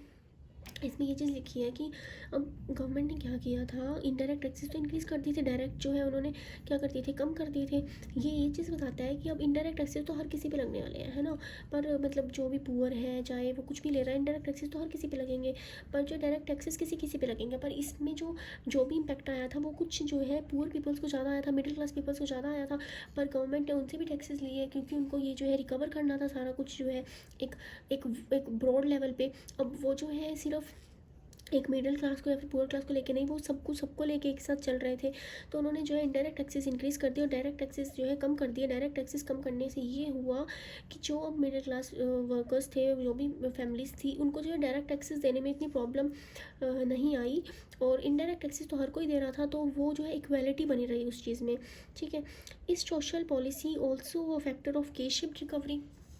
हम देखेंगे क्या social policy जो है क्या है, factor है के shape recovery का. तो इसमें लिखा है कि according to the centre of monitoring the Indian economy 50 lakh people lost their job. हमें पता है कि 50 लाख पीपल अपनी जॉब छोड़ दी 3 October 2021. This was coupled with astronomically high food and fuel prices, जिससे जो है प्राइजेस फ्यूल के भी इंक्रीज हो गए थे, pushing the families to abject poverty. बहुत ज़्यादा पॉवर्टी इंक्रीज हो गई थी. The government of India had cut its budgetary allocation towards the national rural employment guarantee scheme. अब जो है गवर्नमेंट ने जो है अपनी जो बजटरी एलोकेशन दे रही, सब्सिडीज़ दे रही थी, वो भी कम कर दी थी by 34%. The demand for the jobs in the scheme is greater now than in the pre pandemic era. वो कह रहे हैं कि अब और डिमांड जो है बहुत ज़्यादा थी, क्योंकि अब लोग जो है क्या हो रहे थे, जॉबलेस हो रहे थे, तो उनको जॉब चाहिए थी. तो स्कीम में जो डिमांड ज़्यादा इंक्रीज हो गई थी. Is greater now in the pre pandemic era and the low budget reallocation accounts for the inability to compensate workers in the time and fair. This year a portion of the budget is spent on paying the liabilities for the previous financial year on those looking for work cannot afford to be unpaid for such long durations, which has placed upward pressure on the unemployment figures and affected the recovery. मतलब इसने जो है बहुत ज़्यादा जो है jobless कर दिया लोगों को, अनएम्प्लॉयमेंट इंक्रीज हो गई, पॉवर्टी इंक्रीज हो गई, तो बहुत ज़्यादा एडवर्स इम्पैक्ट हुआ था, क्योंकि वी शेप रिकवरी जो है हो नहीं पाई थी जो सोचा था. के शेप रिकवरी हुई थी. के शेप रिकवरी में जो है जो रिकवर हो सकते थे वो तो प्रॉपरली रिकवर हो गए, और कुछ जो आज भी स्ट्रगल कर रहे हैं. What is the bottom line? The recovery is not V-shaped because of the disproportional benefit of asset price inflation favoring the upper middle class. वो कह रहे हैं कि जो रिकवरी थी वी शेप नहीं थी बिकॉज इसमें जो है डिसप्रोपोर्शनल बेनिफिट्स थे एसेट्स प्राइस इन्फ्लेशन, क्योंकि for the upper middle class it is crucial that the government address the phenomena and works towards eating the middle in the lower middle class through social welfare and social safety nets. मतलब अब government को जो है जो middle class peoples हैं उनके लिए भी बहुत ज़्यादा वेलफेयर सोशल वेलफेयर स्कीम्स वगैरह लाने की ज़रूरत है. ये सब जो है सेटल करने के लिए इस सब चीज़ों को जो है बैलेंस करने के लिए. What can be the solution to the problem. और इस प्रॉब्लम का सॉल्यूशन क्या हो सकता है वो कह रहे हैं. तो इस प्रॉब्लम का सॉल्यूशन ये हो सकता है कि available solution is for the government to increase the direct taxes. अगर इंक्रीज कर दें डायरेक्ट टैक्सेस को, अगर इंक्रीज कर दें तो रिड्यूस कर दें इनडायरेक्ट टैक्सेस को to ease the financial pressure on low income households. अब जो लो इनकम हाउस होल्ड्स हैं अब उनको जो है कम टैक्स देना पड़ेगा. अगर डायरेक्ट टैक्सेस इंक्रीज़ कर देंगे तो रिच वालों को ज़्यादा देना पड़ेगा. डायरेक्ट टैक्स तो डिपेंड करता है ना इनकम पे. अब रिच वाले जो है इनकम ज़्यादा उनकी आ रही है तो ज़्यादा टैक्स देंगे. तो अगर ये चीज़ कर दें तो इससे जो है जो बर्डन है ना लो इनकम हाउस होल्ड्स पे वो कम हो जाएगा थोड़ा. इससे जो है काफ़ी ज़्यादा सिचुएशन ठीक होती नज़र आएगी. Next, human development index. What would you understand by human development? We have seen earlier that India output GDP is the 14th largest in the world, or by saying that India is the fastest growing economy in the world after China, or that India is the second largest market after China. तो कह रहे हैं कि आप क्या understand करते हो कि ह्यूमन डेवलपमेंट क्या है ना. क्या आपको क्या लगता है क्या है human development.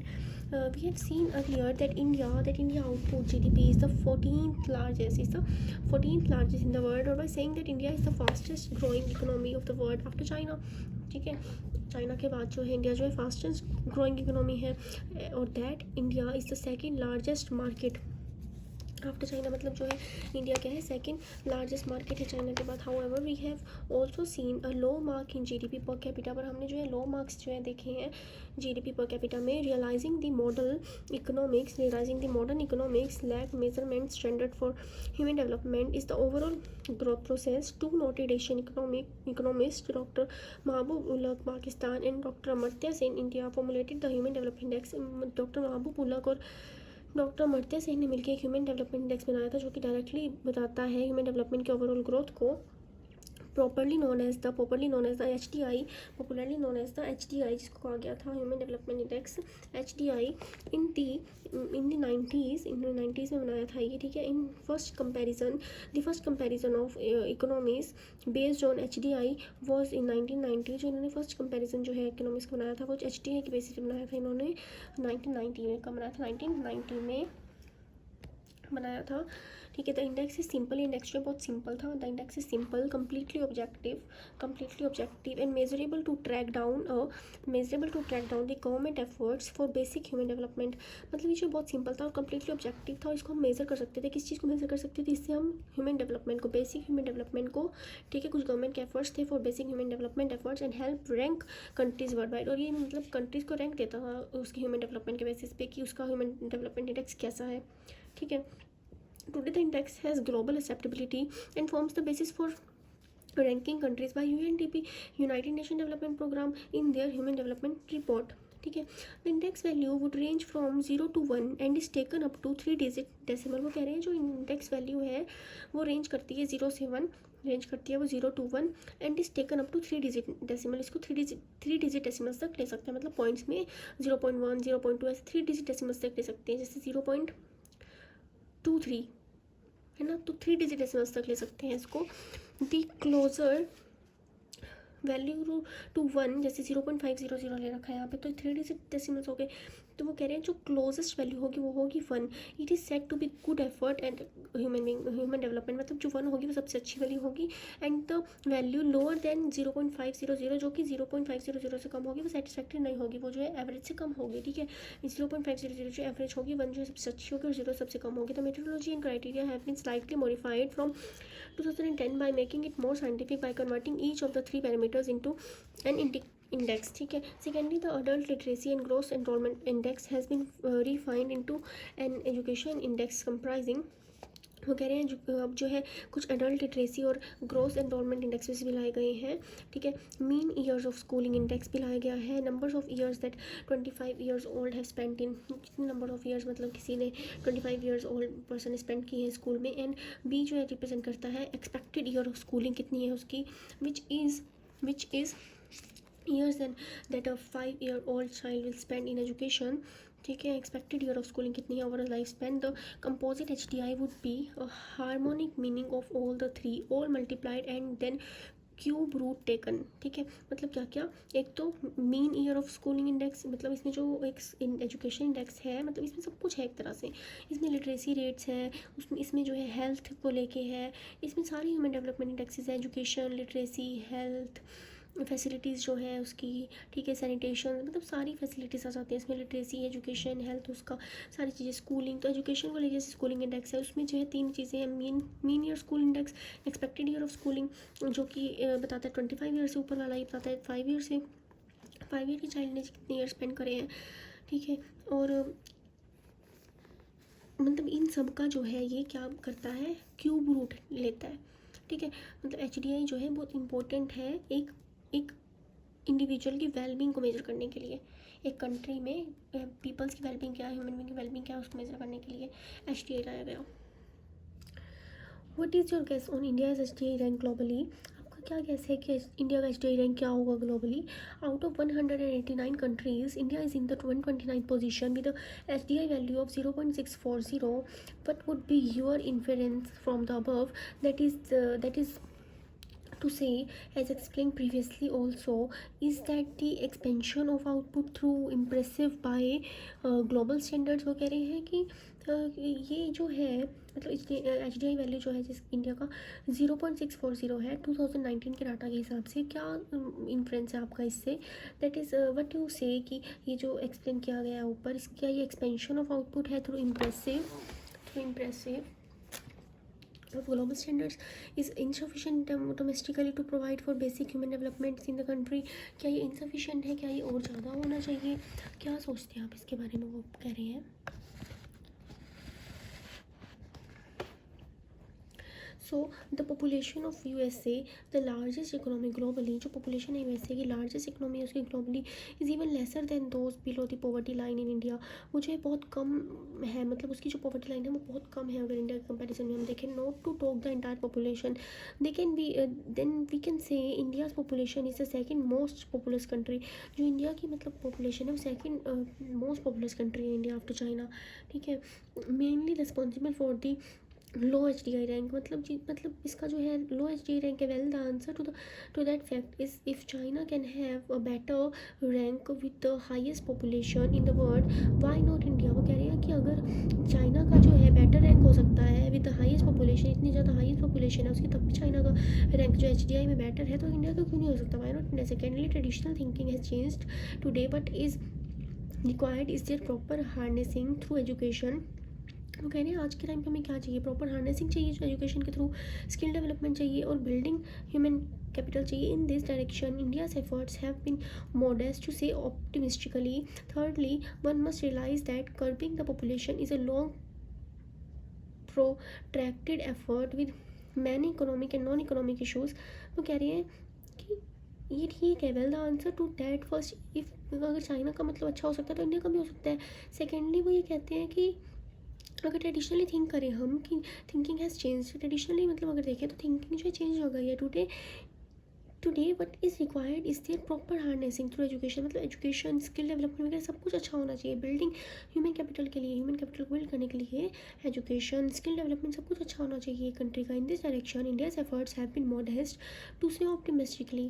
Thirdly one must realise that curbing the population is long protracted effort with many economic and non-economic issues and could span several decades. One cannot wait for the population to stabilize before launching development efforts, or even worse, wait for natural calamities to take their toll. वो कह रहे हैं हमें जो है अभी ही जो है एक्शंस लेने चाहिए। ऐसा नहीं है कि हम वेट करेंगे कि कब जो है पॉपुलेशन स्टेबलाइज होगी, कब कोई कैलमिटी आएगी हम तब जो है कुछ करेंगे इसके लिए, नहीं, हमें अभी से करना पड़ेगा, ठीक है। Curbing population by many countries in the past shows adverseness in the past shows adverseness like an aging workforce. India is blessed to have a favorable demographic dividend. India has over 50% of its population under 25 years of age, which cannot be said to be the same for any other country in the world today. वो कह रहे हैं India के पास जो है youth बहुत अच्छे हैं, अच्छे खासे यूथ एज पीपल हैं. And like said in the earlier paragraph the population requires only proper harnessing, है ना. Finally, India should focus on domestic priorities, social sector needs, human development, and improving administrative governance rather than looking at the global comparison. Look at the domestic requirements and then work to achieve the desired output levels. मतलब India को जो है domestic priorities को देखने की ज़रूरत है, social sector को देखने की ज़रूरत है, ह्यूमन डेवलपमेंट को देखने की ज़रूरत है, इंप्रूव करने की ज़रूरत है, एडमिनिस्ट्रेटिव गवर्नेंस को ग्लोबल कंपेरिजन में नहीं देखना, उसको अपने खुद के लिए करने की ज़रूरत है पहले तो, ठीक है ना. The HDI is a reflection of governmental efforts towards human development. जो HDI है वो इसीलिए तो है, इसीलिए तो लाया गया था ताकि जो है कंट्रीज एक दूसरे की जो रैंक है उससे ऊपर आने की कोशिश करें और अपना जो है अपनी कंट्री में ह्यूमन डेवलपमेंट और ज़्यादा इंक्रीज़ करने की कोशिश करें. India's low rank should not be seen as a criticism for the government. Given the large size of the economy, it should serve as a wake-up call for the government to reorient its strategies and adequately align them for essential human development so that the people in general get the feeling of well-being, will improve the living standards. मतलब वो कह रहे हैं कि जो government है ना, अब जो इंडिया है उसका लो रैंक है, उसको जो है मतलब इसको जो है एज अ क्रिटिसिज्म देखना चाहिए. मतलब उसको जो है एक एज अ क्रिटिसिज्म नहीं देखना चाहिए गवर्नमेंट को. मतलब इंडिया को जो है अगर उसको लो रैंक है उसको तब भी एज अ क्रिटिसिज्म नहीं देखना चाहिए गवर्नमेंट को. Give the large size of the economy, it should serve as a wake up call for the government reorient. मतलब गवर्नमेंट को कुछ ऐसी स्ट्रेटेजीज लानी चाहिए ह्यूमन डेवलपमेंट के लिए कि लोग जो है मतलब फील करें कि हाँ वो उनकी लिविंग स्टैंडर्ड्स अच्छी हैं with the growth of the economy and vastly improve rank of the HDI. और उनको जो है अपना HDI भी इम्प्रूव करना चाहिए. It is wrongly perceive that outward orientation is only exports, capital inflows or the affluent. Their orientation can as well as hardness to fulfill domestic priorities. A significant role can be played by leveraging education technology. मतलब उनको जो है education technology scientific research सारी चीज़ों में work करना चाहिए एक HDI को इंक्रीज़ करने के लिए, ठीक है ना. सिर्फ उसको जो है इकोनॉमिक बेटरमेंट ही नहीं देखनी चाहिए कि मतलब इनकम इंक्रीज़ हो रही है, पर उसको HDI भी इंक्रीज़ करना चाहिए अपना, वो जो कि मतलब कम है कंपैरेटिवली. हम देखें तो मतलब एवरेज से थोड़ा ही ज़्यादा है, वो कंपैरेटिवली कम है. तो उसको जो है काफ़ी ज़रूरी है एजुकेशन पे, हेल्थ पे, टेक्नोलॉजी पे ध्यान देने की, ताकि वो अपना HDI जो इंक्रीज़ कर सकें और पीपल्स को जो है वो फील दिला सकें, सेटिस्फेक्शन दिला सकें that they are living in a good country having high standard of living. जो ह्यूमन डेवलपमेंट रिपोर्ट है इंडिया की वो ये बताती है कि कैसे पीपल जो है एम्पावर हो सकते हैं, कैसे मतलब इंडिया का जो ह्यूमन डेवलपमेंट इंडेक्स है वो इंक्रीज़ हुआ, कैसे मतलब नीड है to live in balance with the planet. तो वो कैसे कर सकते हैं इसमें ना मेनली यही बताया है कि ना ह्यूमंस का बहुत मेन रोल होता है एक प्लानट के ग्रोथ के लिए, उसकी वेलबींग के लिए. ह्यूमंस का काफ़ी ज़्यादा मेन रोल होता है इसमें. वो कह रहे हैं कि अगर हम ह्यूमंस को अच्छी एजुकेशन देंगे तो हम इजीली इसको ओवरकम कर सकते हैं जो भी ये प्रॉब्लम्स आ रही हैं चेंजेस की, क्योंकि जो ह्यूमन है वो डोमिनेंट फोर्स है जो कि एक शेप कर रहे हैं प्लानट को, ठीक है. तो उन्होंने ये लिखा है this impacts interact with existing inequalities threatening significant development reverses. Nothing short of a remarkable transform how we live. हम कैसे रह रहे हैं, कैसे वर्क कर रहे हैं, कैसे कोऑपरेट कर रहे हैं. The report explores how to jump start that transformation. कैसे हम ट्रांसफॉर्म कर सकते हैं, है ना. क्लाइमेट क्राइसिस हो गए, बायोडाइवर्सिटी कोलैप्स हो गई और बहुत सारी चीज़ें इसमें लिस्ट में आ जाती हैं. इन सब चीज़ों को बहुत हमें जो है अच्छे से पहचानने की, समझने की और इसको शेप करने की ज़रूरत है. तो ह्यूमैनिटी जो है अचीव कर सकते हैं incredible progress. We have taken the earth for granted. मतलब हमने जैसे कोविड-19 के टाइम बहुत ज़्यादा प्रॉब्लम्स फेस करी हैं, जैसे सोशली, इकोनॉमिकल और पॉलिटिकली. ये सब चीज़ें ओवरकम करनी चाहिए. ये सब चीज़ें ओवरकम करने के लिए ह्यूमन डेवलपमेंट इंडेक्स की वैल्यूज़ जो है इंक्रीज़ करनी चाहिए. और वो इंक्रीज़ करने के लिए एजुकेशन, हेल्थ वगैरह फैसिलिटीज़ पे बहुत ज़्यादा ध्यान देने की ज़रूरत है. For the first time United Nation development program introduce new metric to reflect the impact caused by the country. Per capita carbon emission, मतलब कार्बन एमिशन वगैरह को रिड्यूस करो, ठीक है, फॉसिल फ्यूल्स कंजम्पशन को रिड्यूस करो, ये सब चीज़ों पे ध्यान देने की ज़रूरत है। तो ये सब ये यहाँ पे बताया है कि जैसे नॉर्वे ने टॉप करा, आयरलैंड का क्या रैंक रहा इसमें, ठीक है। और ये ज़्यादा जानने की ज़रूरत नहीं है। ये देख लो कि जैसे चाइना नेट एमिशन जो है 8 gigaton, 34% below it's terrestrial emissions हुआ ये। और इसमें लिखा है कि आउट ऑफ 189 कंट्रीज़ इंडिया ने रैंक करा इसमें 131 on the human development index, जिसकी जो वैल्यू थी 0.645, ठीक है। और वो लिख रहे हैं कि the country fail in the medium में फेल करती है ये। UNDP has revise and updated the underlying data and just the, मतलब ये जो है पुराना डाटा है, अब तो काफ़ी मतलब एडजस्ट हो गया हुआ है डाटा, ये सब लिखा है यहाँ पे। However in its country report, UNDP has gave some statistics tracing India's journey in Human Development Index. India dropped 2 ranks in the United Nations Human Development Index for 2020, standing at 131 out of 189 countries. However, according to the report, if the index were adjusted to access the planetary pressures caused by each nation's development, India would move up 8 places in the ranking. वो कह रहे हैं अगर planetary pressures को जो है remove कर देना, हम एडजस्ट कर लें उसको, तो हम इंडिया जो है और ज़्यादा ऊपर आ जाएगा, 8 प्लेसेस जो है अप आ जाएगा। और ये बताया कि इनकम जो है उसकी वो भी इंक्रीज़ हुई है, नेशनल इनकम जो है वो भी इंक्रीज़ हुई है। अगर देखें तो on purchasing power parity basis. Purchasing power parity basis क्या है ये? Purchasing power parity is a measurement of prices का मेजरमेंट है ये in different countries that use specific goods price to compare the absolute purchasing power of the country's currency. The report said evidence from Colombia to India indicates that financial security and ownership improves women's security and reduce the risk of gender bias violence.